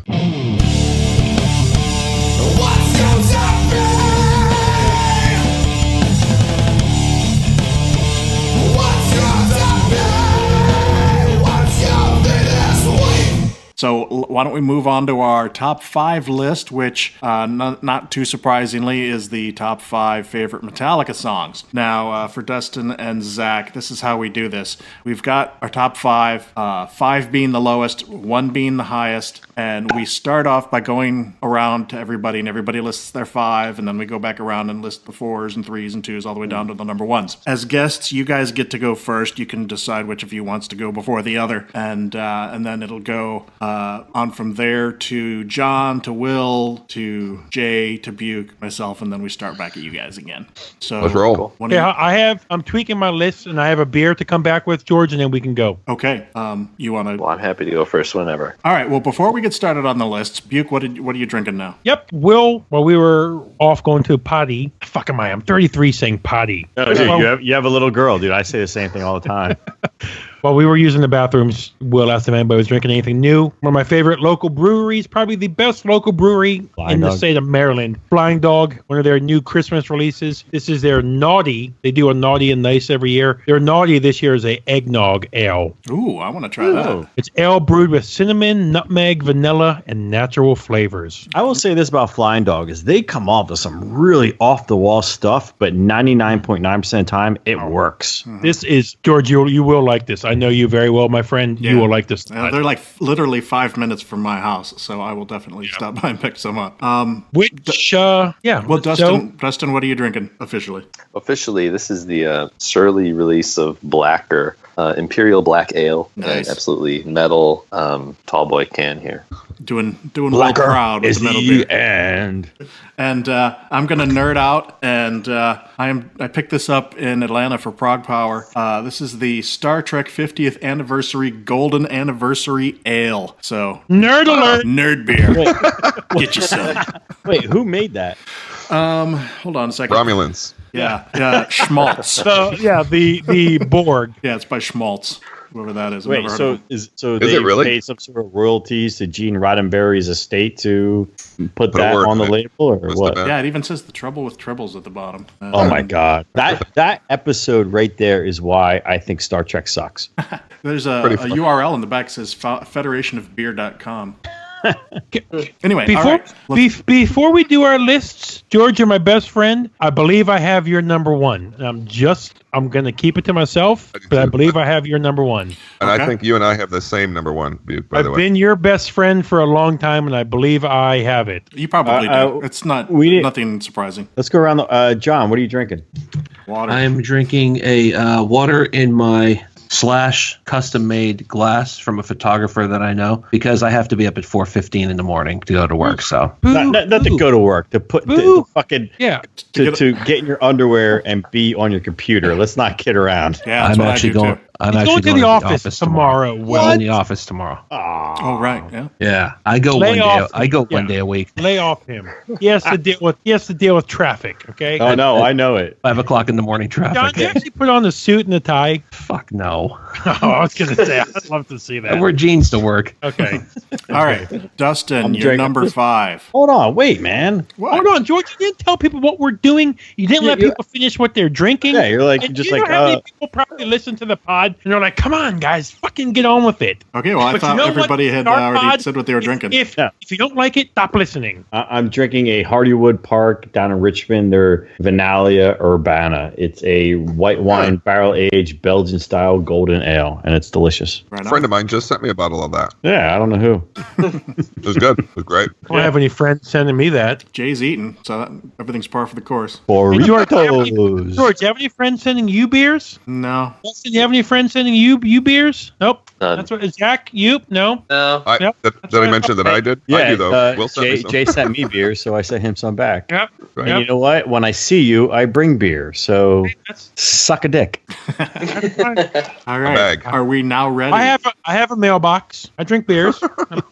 Just saying. So George, we're doing a top 5. What are we doing? Well, for the 12th time now, we're doing our top 5 Metallica songs, and we're going to start with Dustin.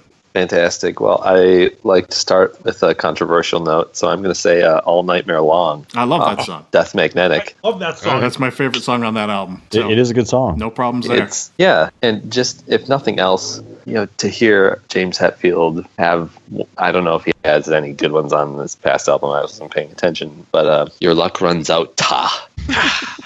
He kind of reined it in a little bit on this new album. I think he was getting made fun of that too much. Yeah. But yeah. All right. So Zach, you're number 5. My number 5 is Bleeding Me off of Load. Wow. Wow. I like that song too. It's a good song. I'm Well, not gonna make fun of you. untie the rope, okay? Step off the stool.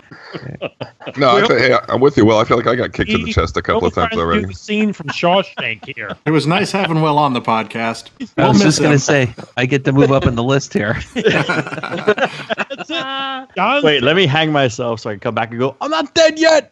I think I'll go for a walk. I'm feeling better. John. Little All right. on there. Don't worry, Will. I'll do you proud here. This is my list as of today. It'll change tomorrow. Number 5, Trapped Under Ice. Almost picked Ooh, it. that's a good one. That's almost like in a weird sort of way a deep track. It doesn't It is. expect it. I think it was my very first deep track, Will, Yeah. when we Oh. started that. Yeah, did you not? My number 5. I did feel the need to put something on this list from the first 4 albums. So my number 5 is The Four Horsemen Are Drawing Nearer off Kill 'Em All. Right on. Sweet. Mine is I, pretty. I will say this. I could have easily just made 5 songs from Master of Puppets. Easily. Yeah, I almost did. But with that stated, might have heard this a million times. I'm sure y'all have. It doesn't mean it's not one of the greatest metal songs of all time. For Whom the Bell Tolls. Oh, yeah. Nice. That's too easy. It is easy, No, I'm but just kidding. you know. I almost put it on there too. Biek, what do you got? maybe the song, and Will, you may never talk to me again. It's a newer song, maybe made better by it being on S&M. I absolutely love that live album. It's a very special song to me. The the lyrics are very special to me. Hero of the Day. I considered it. It's the only newer song I considered. Absolutely amazing song. Very, very touching song to me. Brilliant. Super good song. All right. Hey, so if I weigh 200 pounds, like how strong does that noose need to be? Well, it's probably more is the ceiling going to hold you? You Yeah. know? If it's just going to Where's pull the out of the. structural engineer to get to test the load on the joists of Well, my Load. Yeah, base? quick side note, did you listen to S&M? No, fuck no. Okay. Of course not. Okay. All right, I love back to that. Dustin. No, actually, What's your me. four, Dustin? I haven't done mine. George. Jay, stop trying to skip me. Oh, I'm sorry. But, what is I'm going gonna to be? pick something off It St. won't be Actor, so we're interesting. just gonna It won't be skip it. interesting. It's not going to be a song that's on anybody Fran else's is kicked. list. Go ahead. Number 5 Okay. from Ride the Lightning, Escape. That was one of my deep tracks. Fucking You're love right, that won't song. be on it. Hey, the That was band your first themselves deep hate track. it, but I love it. Is that the one that they hate? Like they Yeah. refuse to ever play? Yeah, they didn't play it for like 28 years or something, and And then they at finally the played it. Orion Festival or something, they had to play it, right? Yeah, that's right. Yeah, yeah. So yeah, all right. All right. Back to Dustin for number 4. All right, my number 4, No Leaf Clover off S&M. Oh, okay. You sir are getting a standing ovation. I love that. Thank you. song. Yes. Yes. It's oh, The age And it's- is and- becoming quickly and apparent. it's a killer performance too. So it is. yeah. Okay, Yep. Jack. Will's done again. Will's died again. Keep it going, Zach. What are you bringing? Feeling it, Will. My number 4 is Dyer's Eve. Oh yeah, Yes. that's a good one. That'll be on a few more lists, I expect. Not Hey, mine. Will, As far as can I'm you, concerned, that was the album when the wheels started to come off, and I know I'm alone on that, but Yeah. All right, John. It's- Hey, Will, before you hang yourself, can you leave the key under the mat? Because I want to grab your beer. Is that cool? I feel like I should have a clause in my will. Like, hey, if I ever die, just like give all my beer to John. No. Funny you mention it. I have made it known to George numerous times. If something does happen to you, George, all your CDs and stuff, old Buke over here is willing and ready. All right, my number 4 is "Hit the Lights." Oh, nice the choice. song that started it all. Yep. Right on, Jay. Oh, sorry, Will. Hi, Wait, my are name's you Will or are you Jay? We haven't done that in a while. That's right. It actually happened a couple episodes ago, and no one caught it except for me. Oh. I'm pretty sure it was Buke who said it. My number 4, "Creeping Death." Nice. Off Right. Ride the Solid. Light. Can't go wrong there. I'm the only one that's going to have probably something off this record, but I don't care. And this was the best summer when this record come out. The Small Hours off the Garage EP. Oh yeah, I didn't even think about including anything off there. So heavy. Is that Garage Incorporated? one. Garage Days Revisited. The 598 EP, the original one. Mm-hmm. Yeah. Okay. All right, so Buke, you're muted, buddy. Muted. You're muted. I always do that fucking shit. I can put this on every time and it brings a smile to my face. I thought I was going to be special here and do something a little different. It's not even their own stuff, but I fucking love it. Garage Inc., the Merciful Fate medley. Mm-hmm. Cool. Yeah, Pretty great. that's awesome. Awesome. You know, I got to say before I say my number 4 here, it's good to start hearing all this positive stuff about Mattel, except for Will hanging himself. But you will know most of it comes from the past, George. Yes, it's still positive. My number 4, Master of Puppets, Nice. and back to Dustin. All right. Well, this was so my number 3 now, and isn't one of the ones I listen to a lot now. No, but it was the first song I ever heard, and I think it still stands up, at least in my mind. King Nothing. Mm-hmm. I like it. That is Your crown, king, nothing. yeah. Fuck One of yeah. their modern songs I do like, True Enough. What album is that on? That's load. Yeah. Load, I think. I was like, oh, loads. So I have to go check that album out. Yeah, it's gotten quite a bit of representation so far. All right, Zach. My number 3 is Master of Puppets. Nice. Very nice. Is it me, or every time one of us does a song, this is like a hangman game for Will? You know? I mean, He's got another arm now. You live, you die. he's got that one. He's got his Live, stick you leg die. hanging out there. It's a little flotsam there for you. Sorry. All right. Well, I'm gonna keep you alive for another Thank you, round sir. here. I At least. appreciate it. I love you. Like Jay, it may be one of their more popular songs, but the riffs just crush. Room the Bell Tolls. Oh yeah, that's one of the military songs I'm sort of talking about. Where Too I mean, overplayed. obviously, It's overplayed. That's true. It is, but it still crushes so every good. time. It is. It's a great song, yes. what I was saying a little bit earlier is easily this top 5 list for me could either came from, predominantly Master of Puppets. I could easily name top 5 from there, Yeah. and I felt like just the need to diversify a little bit. It could easily came from Ride the Lightning, and a little bit less so, but I could pick 5 songs from Kill 'Em All. That's phenomenal. But what did you go with? So my number 3, and my top 3 could all be number 1, but my number 3, Dyer's Eve. Wow. Off Justice for All. Lining up with Zach there. Yeah. Nice. Or wait, no, that was your 4, wasn't it? Yeah, 4. Sorry. Mm-hmm. Yep. Jay. Really? Yes. Sorry, I was distracted. Orion. Oh, sorry, I think I skipped one. So yeah, Jay, you should have went before me. But anyway, we're in. No, Yeah. he's after you. Yeah. Oh, yeah, mine, you're is, right. but mine is Orion, the Nice. Master of Puppets. I really wanted to put that on my list. It's pretty good. It's a great song. It is. I love that song. And that is the essence of Cliff right there, too. Not that I'm a huge Cliff booster or anything, but it's a great song. Yep. All right, Buke, number 3. And Justice for All. Nice. Yeah, it was hard leaving that one off for me too. I really like that one. I wish, add a quick cliff note. I think all these songs are better modern. I think a lot of these songs sound better modern, like 90s to late 90s James voice. I think his young voice sometimes is kind of strained at times. I love a more mature Hetfield singing some of these songs. Oh yeah. Oh yeah. Yeah. Yep. All right. My number 3, I call it the inverted Zach, and I'm lining up with Will on this one is Dyer's Eve. Because I had, Nice. anyway, right on. Zach. And this may be, I don't really see this as a generational thing, but I think Dyer's Eve is all about like, hey, if you're a young metalhead and your parents don't want you to listen to metal music, Dyer's Eve is the perfect song for every young metalhead. It's basically like, screw you parents. This is what I like. It speaks to me. Yeah. All right. Now back to Dustin for number 2. My number 2 is Four Horsemen. Nice. Nice. Just Driving Old riffs, school. man. Yeah. Yeah. Okay. Hey, Zach. Sorry. do you know? Wait, hold on. Hey, Dustin, do you know the other song which sounds exactly like it from another Big Four band? The original that's too version of the easy. song Yeah, was the not called original Four version. Horsemen. It was written I don't by. know this. No. It was written by Dave Mustaine. It was a pop quiz. Thanks for ruining it. George. No. He can still answer it. Yeah, well, he just needs to give you the song title. George I is was giving him a hint. giving him clues here. It's done by Megadeth. He hasn't shot it yet. It's not coming. That's all. I don't know it. I don't know it. Go on, Will.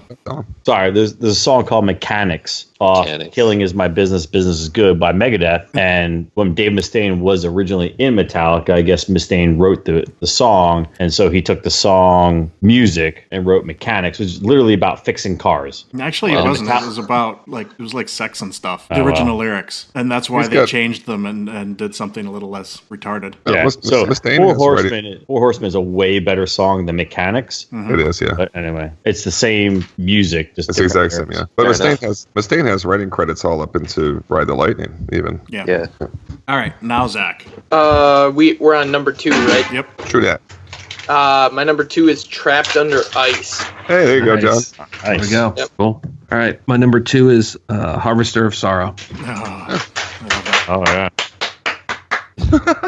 Way to not mute before feeding the fish or whatever that is. We got all of Laughing that. at that choice. Yeah. All right.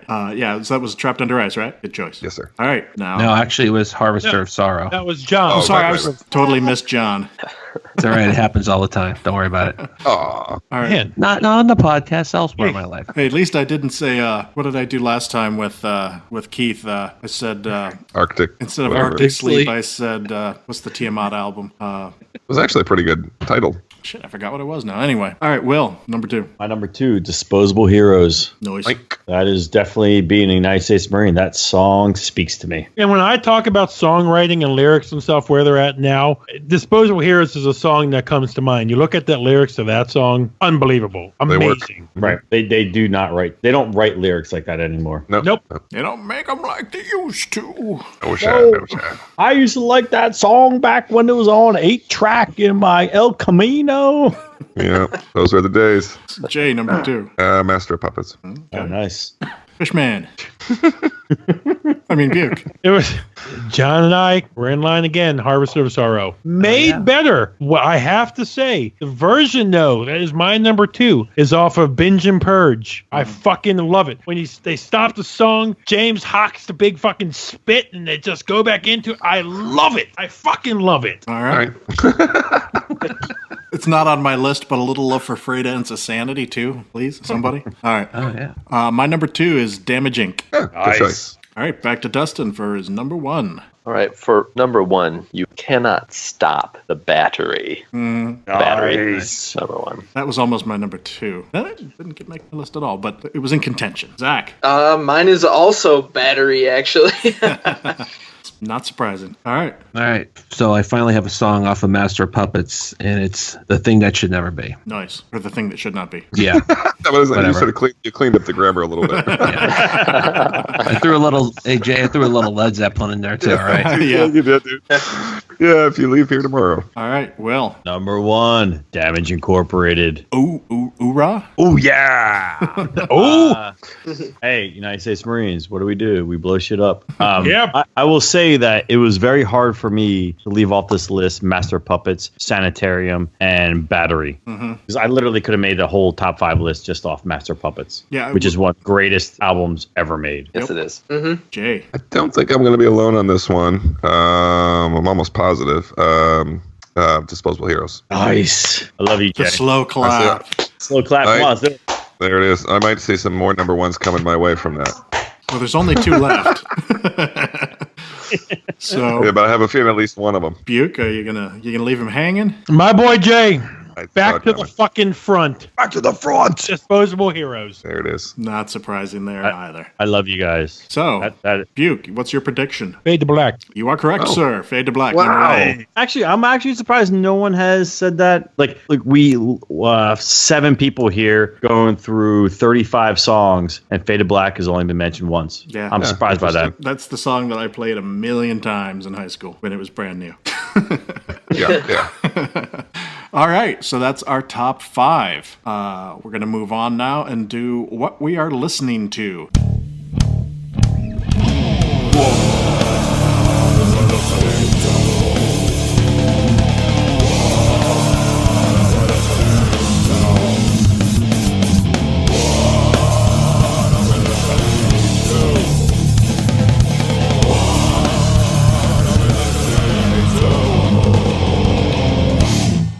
So for Dustin and Zach, this is where you have the opportunity to list, some albums that you've been listening to lately. You can do one, you can do a handful. It's up to you. I used to do like 20 of them until people gave me shit. Now I've reined myself in. So we didn't give you shit. We really appreciated it every time we got to hear Sleep. Yeah, well, let's just say there's going to be a new outlet for that coming soon. So, oh yeah. Hey, all right. Wait, George, are you going to Philly in April? Probably not. You suck. Yeah, I know. But I was well. Jay, you coming out, please? I'm gonna be in April. I'm gonna be out by you in April, the early April, unfortunately. For what? So I'm gonna see you in April. For what? Work thing. But I'm gonna stay. I'll stay a little bit long so we can all get together. Maybe do a pod. Where are you going? Where are you staying? Right down where we stayed. You're in Baltimore? I thought. Huh? No, I'm in Baltimore. Oh, really? Yeah. All right. So, Dustin, what you been listening to? Well, as we're getting closer to winter, I got to start queuing up my favorite black metal band. That's Immortal, and we're not quite at the heart. We're not at the heart of winter yet. So I've been listening to All Shall Fall, which I think I think it's underrated. I don't know. You know what? I don't think it is on this podcast. I think Battles in the North is the most cool. Yeah, we all winter love it. album. Yeah. I listened to Pretty much everyone. but that's because I drove through a blizzard while listening to that album. So, which I don't know what I was thinking. I should have been listening to Blizzard Beasts in a blizzard, but hell, it's what I had. So All Shall Fall is awesome. I love it. yeah, they're all good. Yeah. Any song on there, I can roll with it. If there's snow, all the better.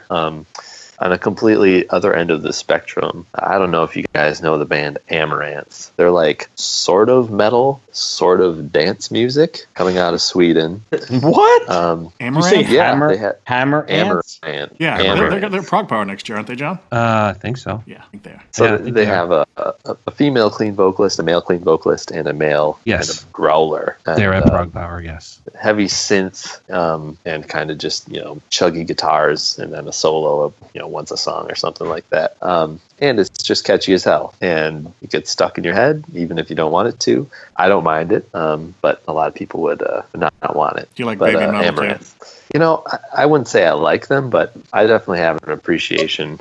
He's not talking I think trash about catchy it. is fine. I have no problem with catchy music. No, and, me neither. I'm just and people who aren't trying to take themselves too seriously. About. Yeah, right. So There was some- more stuff. Yeah. Go.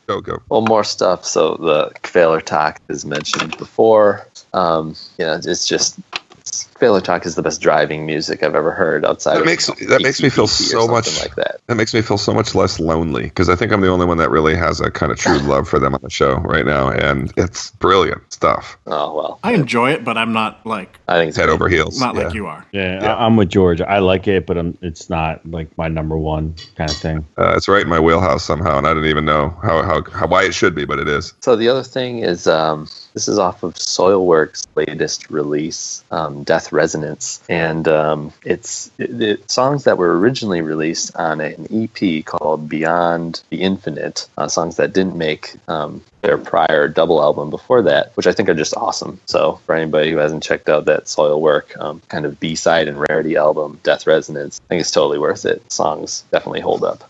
As somebody who loves Soilwork, I don't know why after I'm looking it up. After figure number 5, for some reason I just fell off. out. Stabbing the Drama I got, and I have every album since then. But after I was huge on figure number 5 and Natural Born Chaos, but I I don't know why I just stopped listening to them.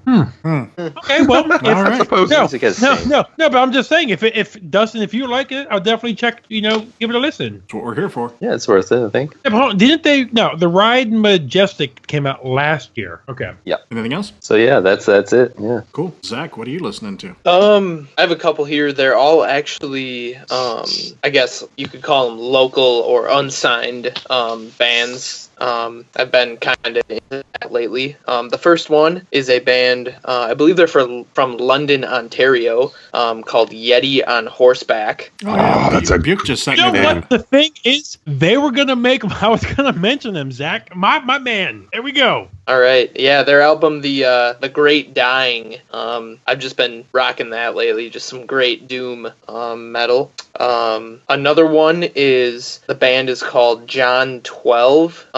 12 is spelled in Roman numerals, so XII. The album is Depraved Indifference. I know them.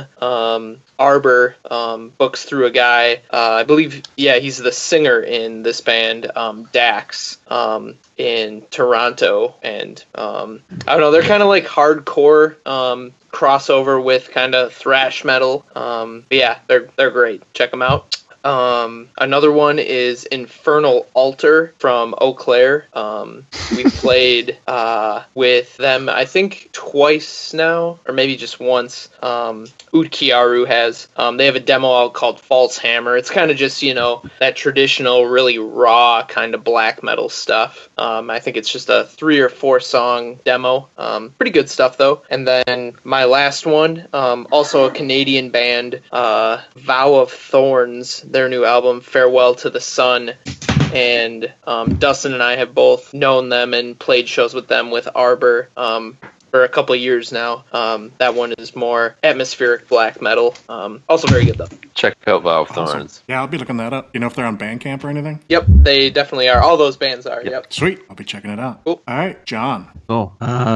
All new releases for the most part, I guess. Lotus Thief, Gramarye. We've talked about them, I guess, a little bit. Yeah. Been listening to that a lot lately. The new Animals as Leaders, The Madness of Many. Insomnian, Winter's Gate. I mentioned these guys last time. They only had 2 tracks out, but the full release dropped since the last podcast. Trees of Eternity, Hour of the Nightingale, and a new kind of psychedelic black metal band I just found from Greece called Hail Spirit Nor, and it's Mayhem and Blue. I like the earlier stuff a lot. I haven't given this one. I liked the little bit that I heard of this one, but definitely check out like their first album. That's pretty awesome. Oh yeah, from what I understand, all 3 are not completely different, but definitely different than each one. Yes, they're all unique to yeah, themselves. they're a little avant-garde. Yeah, but not definitely. too much. This is a little more psychedelic, I think, than avant-garde. This one. So Yeah.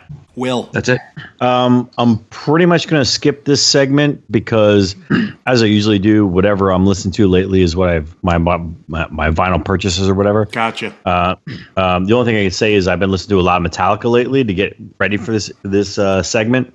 But for the most part, I'm going to skip to what my vinyl purchases, i.e., digital downloads. So Okay. I'll pass it on to Jay. Pretty brief list. I got that Pellender record, which I mentioned last time, is still drilling a hole through my brain, which means I had to go back and give Witchcraft record another chance because I think I'd only listened to it like once, and it's like the greatest thing ever. So Witchcraft Nucleus. I remember So you then were I went- like, whatever, new Witchcraft. They're not as good as they used to be. So I'm not knocking you. I think it's cool that you like came around on it. It's their best record, I think. Mm-hmm. Also the only other one I didn't own was Legend, so I went and bought that. These all on vinyl. Is the new Witchcraft? Or no, I mean we're doing what we're listening to, but Yeah. excuse me. Is this is the new Witchcraft out this year as well? Was that like January, February? Yeah. Okay. Yeah, it was like February, I think. The Superjoint record I listened to, which by the way they changed their name, Buke, to Superjoint. They dropped the Ritual. They did. Is the this the first record for that? Yeah, It is. The first because of a record band under the member that- Superjoint name. Do you know which? It's dirty. It's punky. It's kind of dirty, blacky punky. It's good. Do you know I like which it. guy it is, Buke, that's fucking it up for everybody? The drummer. Yeah. Yeah, I maybe attached to this episode will be a. Never mind. Skip it. In other words, he owns the title or something. Yeah. Okay. And then finally, George, when you mentioned to me a while back that it's kind of rolled back around me, is Bewitcher was this You turned it on to me when I was listening to Occult Burial. Yep. And also, I did spend some time listening to your boys' record this week. I'm not going to try to say your name because no matter how many times it's been said, I don't have it right. But our guests, thank you, gave that a good few spins this week, and really did not tell you during the interview that I really enjoy it very much. Thank you. Next, an album that I have been awaiting for a while now. The new debut album from Serpentine Dominion. This is Corpse Grinder. This is Adam from Killswitch Engage. This is Will's buddy on drums, Shannon Lucas. I've tried to get him for the podcast. It's a work in progress. But picture Corpse Grinder, death metal vocals, and at times clean vocals. Adam is bringing in his clean vocals. It comes together and it sounds amazing.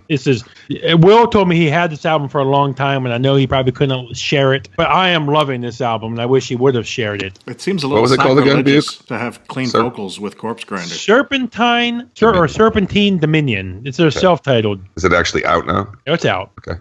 I'm loving it. Another band that almost has a heavier death sound. They've had a couple albums out in there, but Asphyx? Yeah, their new album, Incoming Death. Like asphyx, as in like asphyxiate? Yes. I sent that to Will. Make sure he checks that out. It's in the box. Yeah, I have it. Yeah. I like it. Yep. The Yeti on the Horseback, and a band, Black Table, and their album, Obelisk. Right on. Let's see, what have I got? There's a sort of an atmospheric doom band called Clouds, and their latest album, I want to say it's Depart, but it's got a little French little E on the end, and it was like Departe.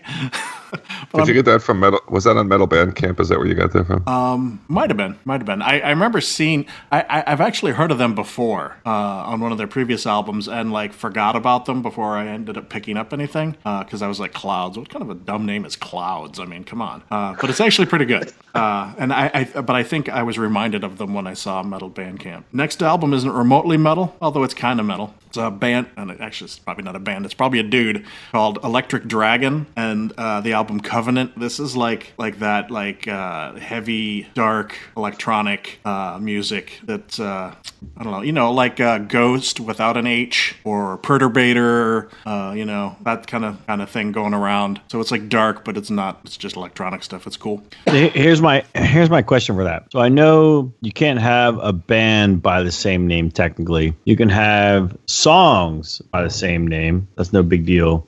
Can you have albums by the same name? Because Morbid Angel has an album, Covenant. Sure. I would assume you have to be able to have bands album name. No, I could, if I tried hard enough, I could think of 5 precedents, right off the top of my head. But yeah. Okay. Next up is the band Crypts with a K, and their latest Remnants of Expansion, kind of death and doom. Next up, band mentioned actually by our friends in Hyperion, Netherbird, and their long-awaited, well, how long, but didn't he say they were broken up but not broken up? Anyway, yes. Their new album is called The Grander Voyage, and it's pretty cool. It's black metal. Check it out. Can I remind people, if you have not heard Hyperion, Spherical Euphony, please do yourself a favor before the end of the year and check that album out. Yep. I think, which by the way, I think you boys would like that a lot. Yeah. Cool. Hyperion. Our guests. Very good. Yeah, I think it'd be right. Yeah, you guys would. That's a shirt I'm wearing. You guys would really like it a lot. We'll definitely check them out. Yeah, we had them on the show a little while back, and they were everybody really dug the record. Yeah. Next one, I believe they're from Australia, is the band Ruins, another sort of black metal type band, and their new album Undercurrent. I think their last album was called The Place of No. They have a previous album called The Place of No Pity. That's the one I know. There might be some more in between there. Next up, the new Spiritus Mortis album. The year is one. Jay, I'm looking at you here. You should definitely check these guys out. It's vaguely Spiritus witchcrafty. Mortis. Okay, I'm in. And finally, my last one, going full on death metal, the new Vader, The Empire. Wow, is that in the box by any chance? I don't know. Okay. Might be. If not, let me know. Okay, it's good though. Yeah, it's cool. I mean, like them. Vader's kind of Slayer-esque, so. They never let you down though. Yeah, they're pretty. They always do the type of type. Yeah. All right, we're gonna move on to personal recommendation. Dustin, do you have an album you can recommend to us? Yeah, I do. And it's a group of local guys from the Twin Cities, and their band is called Maeth. That's Maeth. You can find them on Bandcamp. Okay. They just put out their, I believe, 3rd full length, and it's called Shrouded Mountain. And cool. It's just the kind of stuff that it's music that'll give you a head trip without being on any drugs. It's psychedelic. It's doomy. It's progressive. It's post everything. And they have a flute player in the band. That's always a bonus. And that is quite a cover on this record too. I think there's a band called Witchwood. Dustin, I hate to be rude. Can you go ahead with that again? What do you mean? Can you mention it? Can you say it again? The album? The band was called Mayeth, and the album is Shrouded Mountain. Okay, thank you, sir. And they're on Bandcamp. They're slinging vinyl, and you can download all their stuff if you want. Yeah, guys from Twin Cities. Yeah. But what kind of music is it? Jazz. I mean, weren't you listening at all? It's metal. It's metal, but it's honestly, some of the songs give you a totally spacey, doomy vibe. Others kind of give you a shamanistic, more tribal vibe, and some are trudging through the desert without any water vibe. Somebody on here on their Bandcamp page said crunchy yet creamy at the same time. How do they do it? Yeah, perfect. Crunchy and fat, doomy and psychedelic. That's what I would define it as. Yeah, cool. Sweetness. So yeah, I would recommend them. Excellent, thank you. We're playing a show with them pretty soon in January. They'll be on the bill with us in Twin Cities. Excellent. If you're in the area, check it out. Zach. I'd actually like to say a second to that album because that's great. Those guys are super loud live too, which is cool. But my personal album recommendation is a band called 8 Bells. Oh yeah. I believe they're from Portland. The album is called Landless. Been listening to that a lot lately, and it's just fantastic. It is. That's a great album. Mm-hmm. All right, John. Mine is from a band everybody knows, but I love this album. It's November's Doom to Pill Hunt Departure. I think if you're gonna ever listen to anything by these guys, it's their peak album. And so they're cool guys. We got a chance to talk with Larry at Maryland Death Fest. He's a very cool guy. That was awesome. Apparently they're working on new material. If you're a Doom Death fan, this is definitely a good newer Doom Death. Newer meaning the last decade or so. Not some of the early stuff in the 80s and 90s. All right. Will. My personal recommendation is Dehumanize Beyond the Mind. This is straight up old school United States, Florida. Hair metal? Death metal. No, death metal, man. Although Poison, man, they rock my world. They're nothing but a good time. Yeah, nothing but a good. Anyway, Dehumanize Beyond the Mind. Check it out. If you like old school Florida death metal, this is your thing. Right on, Jay. Mine is in the honor of Wacken. There's a band playing at Wacken that I'm super excited about. I don't know how much everybody on the show would like it or not, but they're and bear with me here, Dustin. They're not like Kveller Talk, but they're sort of the precursor to Kveller Talk. All right, they're sort of like the precursor to Kveller Talk in that they're kind of like throwing a lot of metal influence to some really weird punky party stuff. Anyway, it's a band called Turbo Negro, and they got a record called... Yeah, I know them. Yeah. Okay.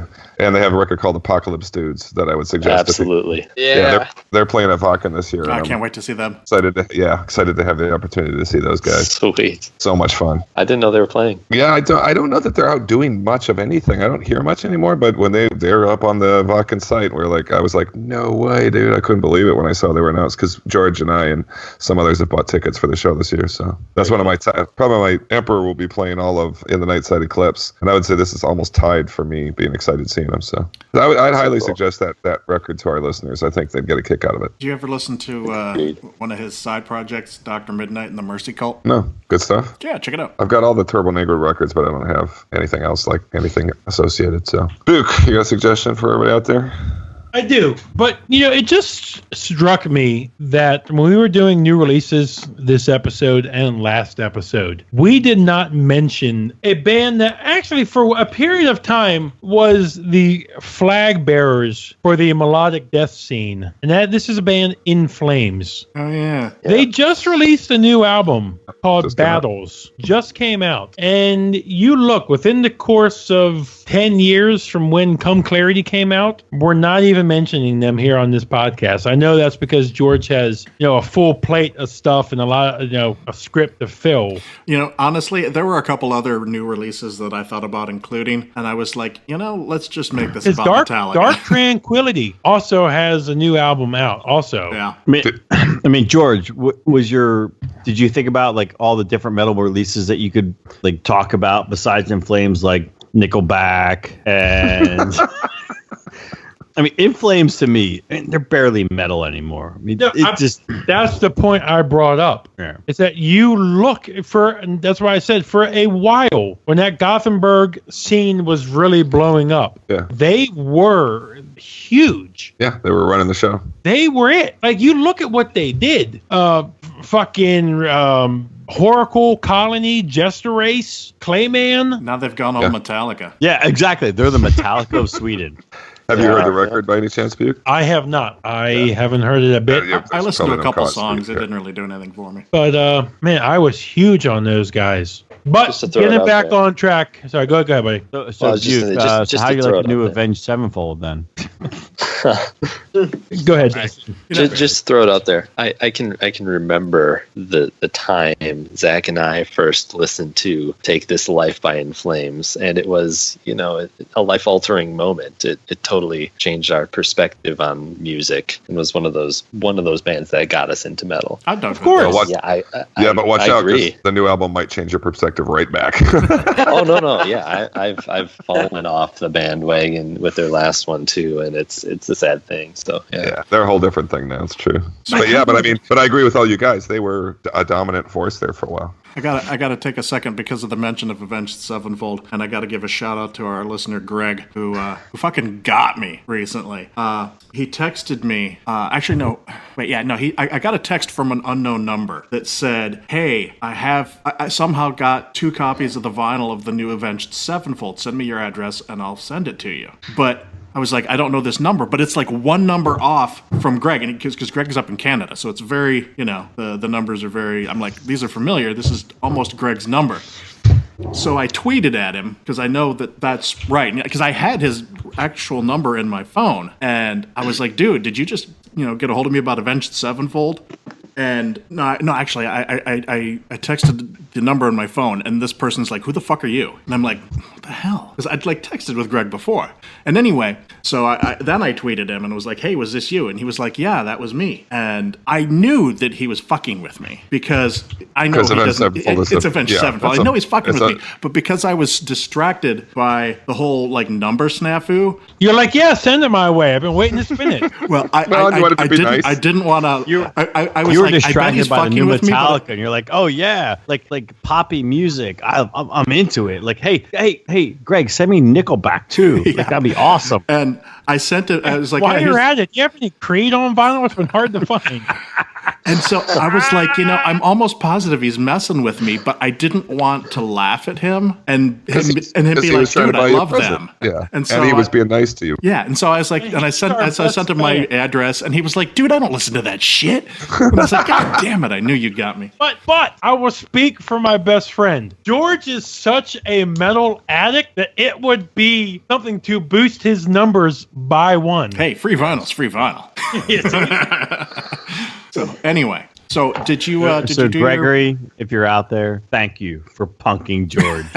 We love you. Yes, indeed. Thank you, sir. And thanks for giving me your wrong goddamn number. All right, Buke. So did you say your recommendation? No, I have not. I didn't think so. My recommendation. For all my fucking power metal fans out there, I heard this album the other day.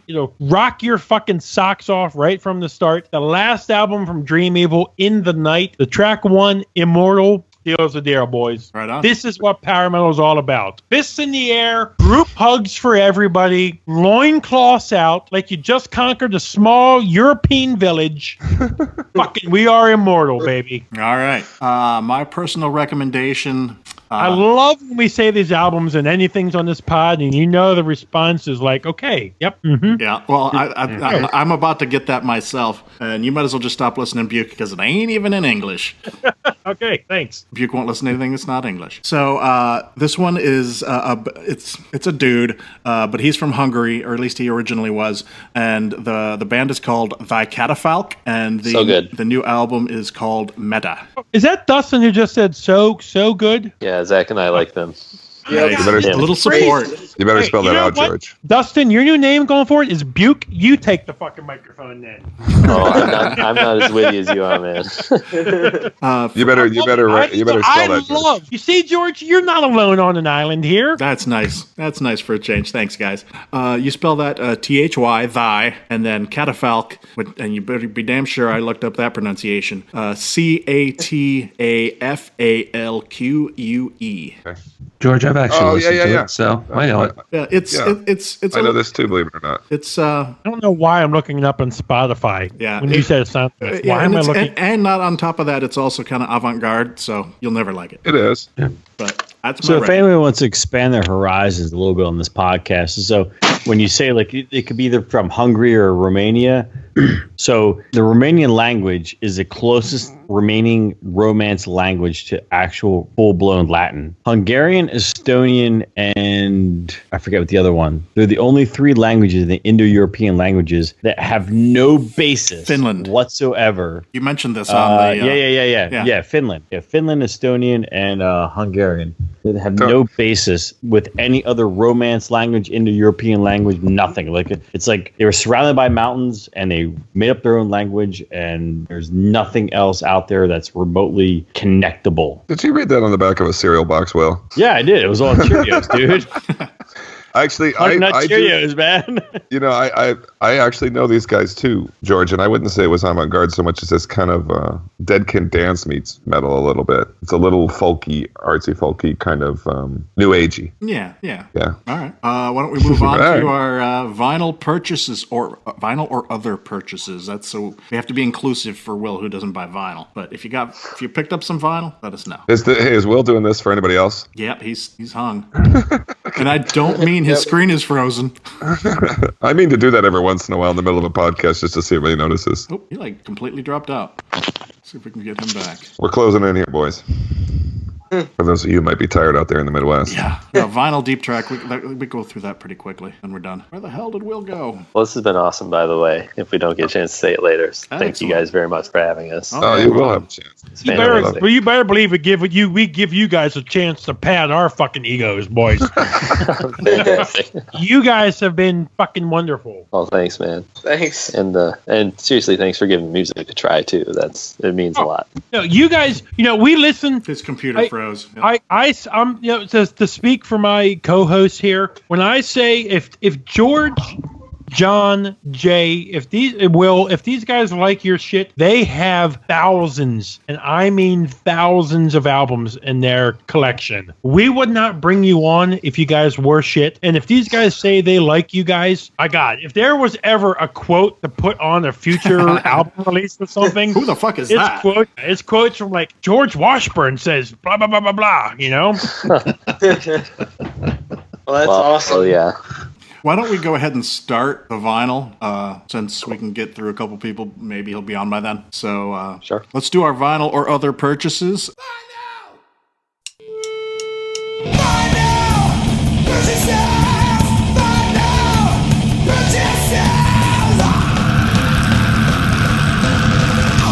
And we will start with Dustin. Cool.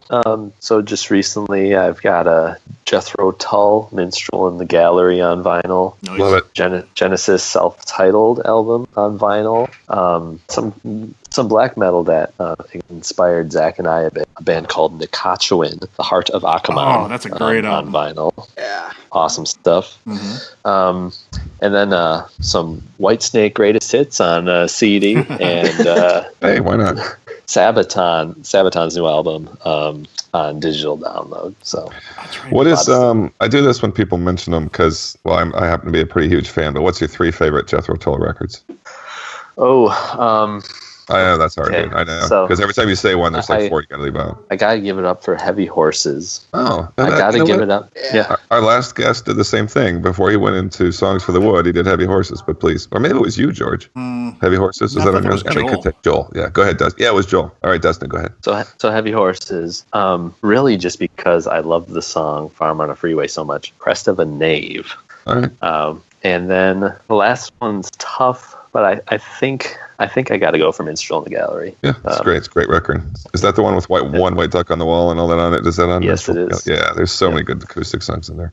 As much as he's a cool flute player, he's an amazingly good acoustic guitar player. Seriously, yeah. And I love just a great songwriter. Yeah. Yeah, Minstrel will probably be in my top 3 too, for sure. Do you have the expanded version of Heavy Horses? Probably not. It's got a song called the Broadford Bazaar. It's about I do have that. Yeah.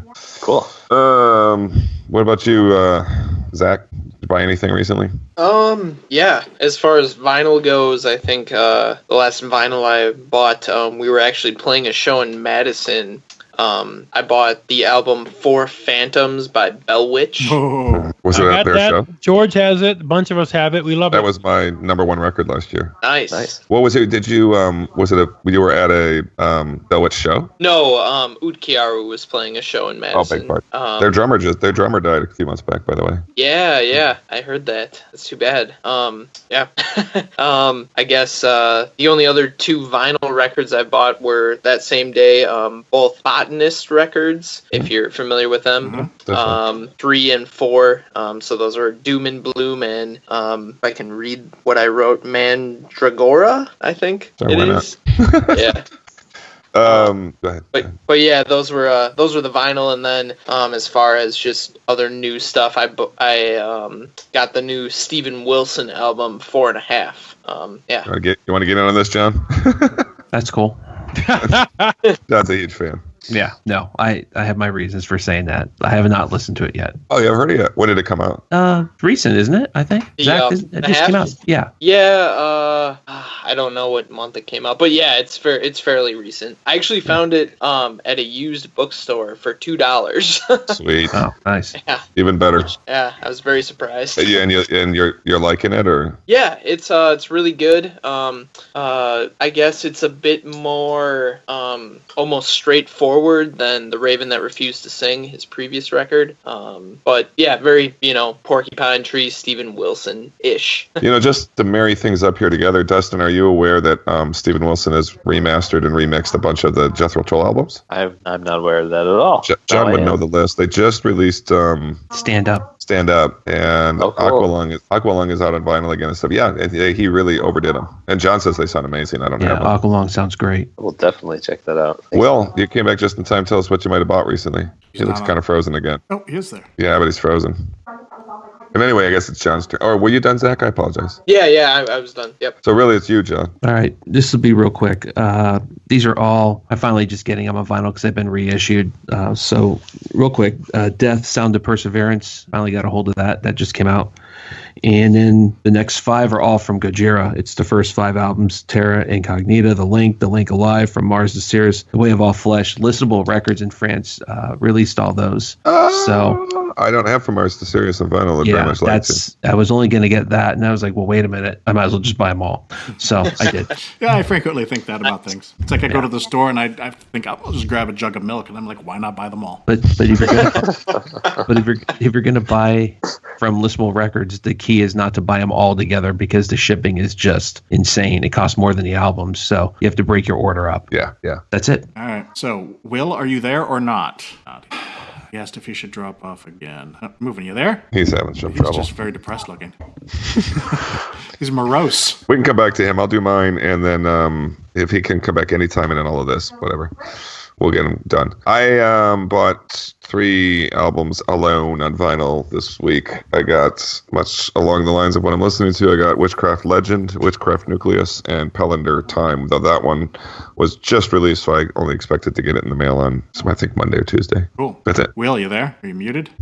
Can you hear me, see me? Yep. Should I take my clothes off? If you want to. Hold on, let me get some lotion. That. Oh, yeah. All right. Sorry. I don't know what happened. Like, my computer froze. I rebooted everything, and so I'm back. Where are you? You're doing your purchases. Oh, shit. Okay, so... I like that. We waited for you, and you're like, I have no idea what I bought. No, I do. Sorry, I do. I have my purchases. I just have to go back, and I have to bear with me. Episode scripts, number 56. Well, we thought you were doing the mannequin challenge there for a minute. What is the mannequin challenge? Oh, just like be still.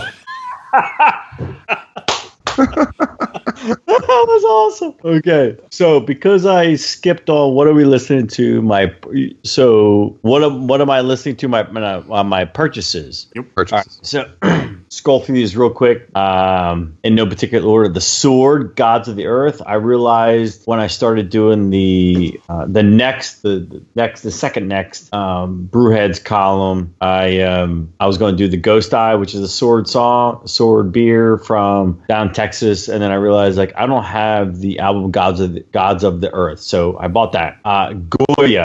If you guys have not heard Goya, great doom metal band, they have this thing on Bandcamp, like you buy every single one of their albums, splits, singles, whatever, for like $20. So I bought that. How do you spell it? Goya. Like at the grocery store. Like Goya. Yeah, like literally, yeah, like Goya Foods. And their newest album, it's like a 5-song EP/LP. Doomed Planet? Yep, exactly. Doom Planet. I say this almost shamefully, but yet boastfully. I bought the Oakley Dokley and their album, How Did He Doodly? What's it like?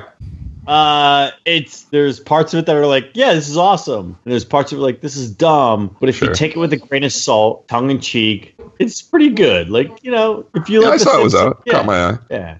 Will actually texted me that the other day. I said something and he said Oakley Dokley. Yeah. Because I was now I know why. I was out in California. Yeah, I was out in California and I downloaded it. I mentioned this earlier, Dehumanized, Beyond the Mind. It's a great death metal album in the vein of some sort of cross, like it's not really like Massacre, Massacre, Cannibal Corpse, and what's the other band? Monstrosity. And then I got the Hardwire to Self-Destruct by Metallica. Vorator, Italic Rage. Vorator is a band out of Richmond. Dig these guys. Harrison Steele was one of the, I think he's either lead singer or lead guitarist in the band. Kind of got to know him a little bit. Great stuff. Coagula, Vile Sacrament. I think somebody from one of the fans, whether it's either Rick out in New Hampshire or Gregory, somebody sent me this to me. Digging it. Sick of it all. Their EP, When the Smoke Clears, 30th anniversary thing. I mentioned it in the last podcast about they have a song called Black Venom about Donald Trump. Regardless of your political views, it's still sick of it all. It's great. Blood Feast, Chopping Block Blues. Blood Feast, old school band, and I have this CD somewhere, and when I was trying to look something up, I realized it was not in my library, so I bought it again. Lamb of God's new EP. Holy shit. About that. Have any of you listened to this thing? I listened to that Duke song, and I was like, wow, he's really going to town with those clean vocals. Yeah. They're going to go full on metalcore. No, I'm kidding. Come on. Just calm down. Calm down. No, George, you're not wrong. George, you're right on. Yeah, but it's still cool. No, it's not. It blows. I didn't listen to that much of it. The whole EP or just that one song? So this is my 2 cents. If you listen to the song Dukes, there's 2 original songs. There's 2 new songs on it, and the rest there's 3 live songs on it. There's one song, Dukes, or Duke, or the Duke, or whatever it is. It is horseshit. It's not Lamb of God. It's some metalcore horseshit. Well, wait, did you like it, Buke? What did you think of it? Buke's about to go off on your ass. If you had listened to the new Lamb of God album, Randy has started to incorporate clean vocals. Yeah, I've heard that one. Mm-hmm. And the thing is, this album is to benefit a friend of the band medical fund for cancer or something like that. You're a dick, Will. So maybe with that said, they were trying to, I think, write a song about him and maybe take a more somber tone. I'm not sure, but maybe that's what I think they may be trying to do here. Jeez. Fair enough. That's a very thoughtful answer, Buke.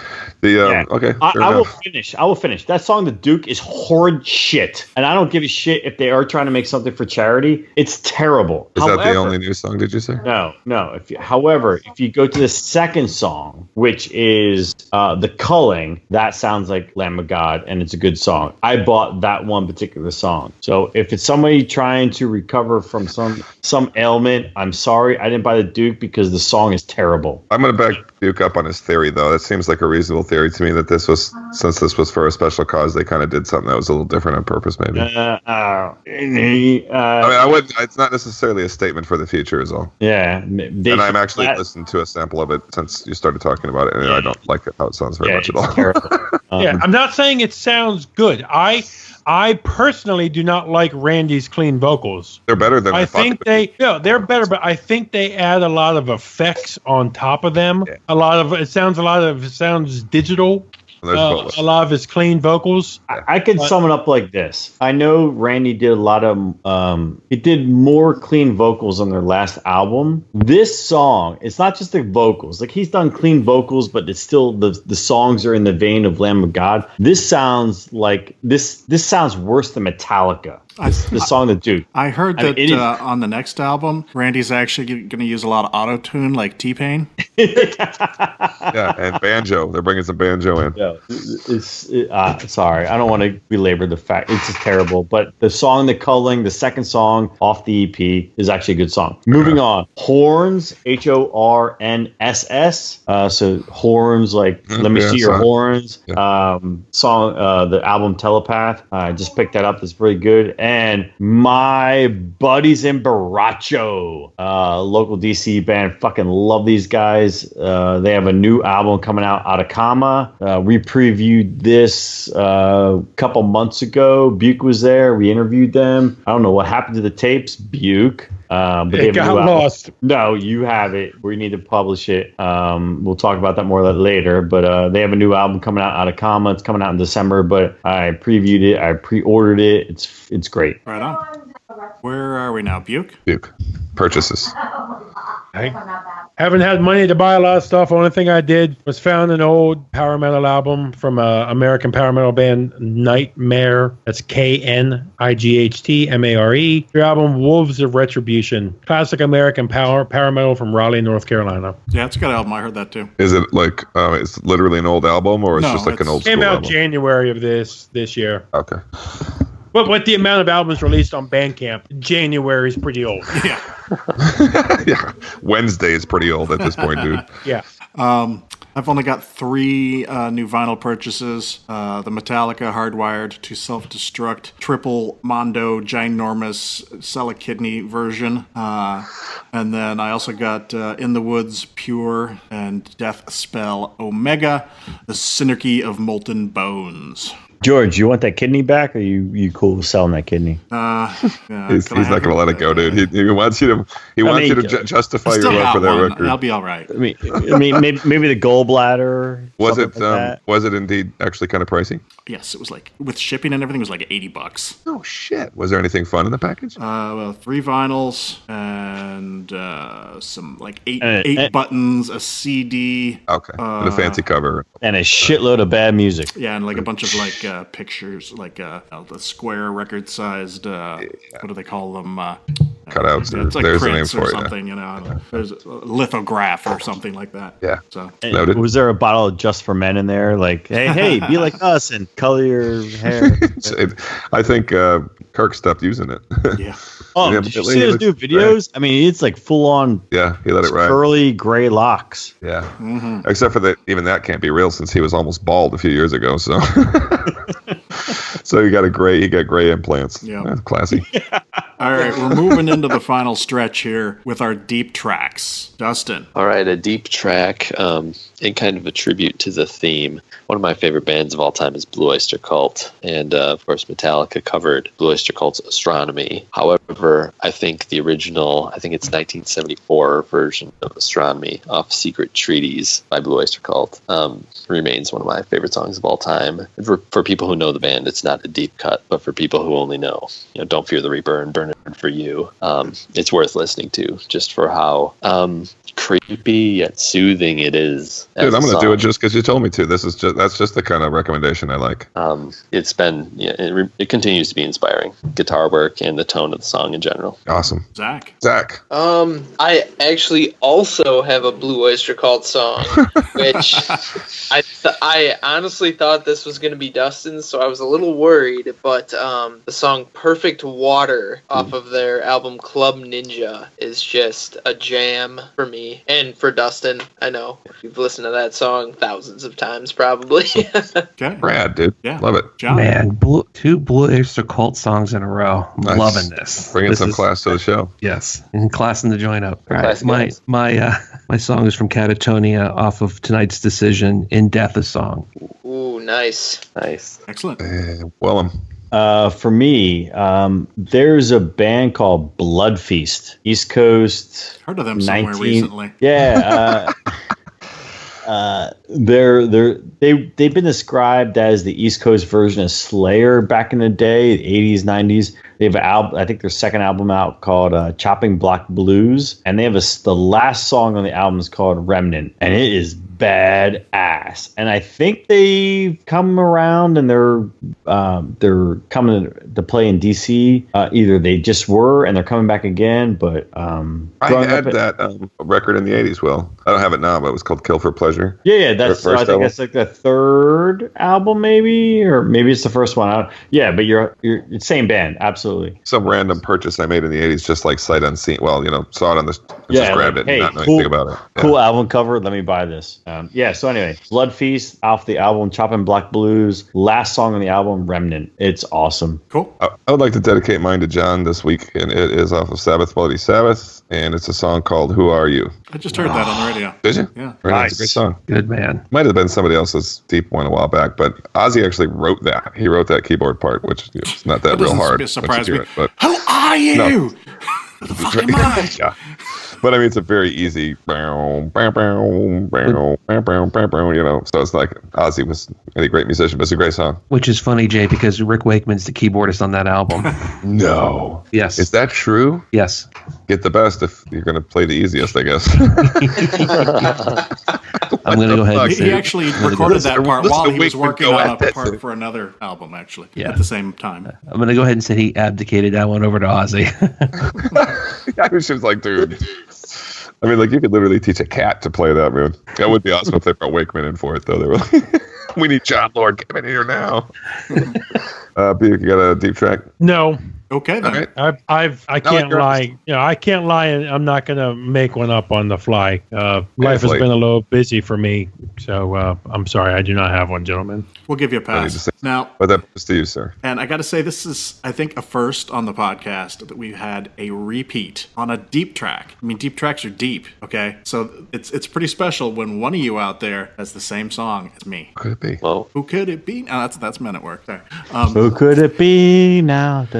Well, in the spirit of the Metallica-centric episode, he knows it. Astronomy.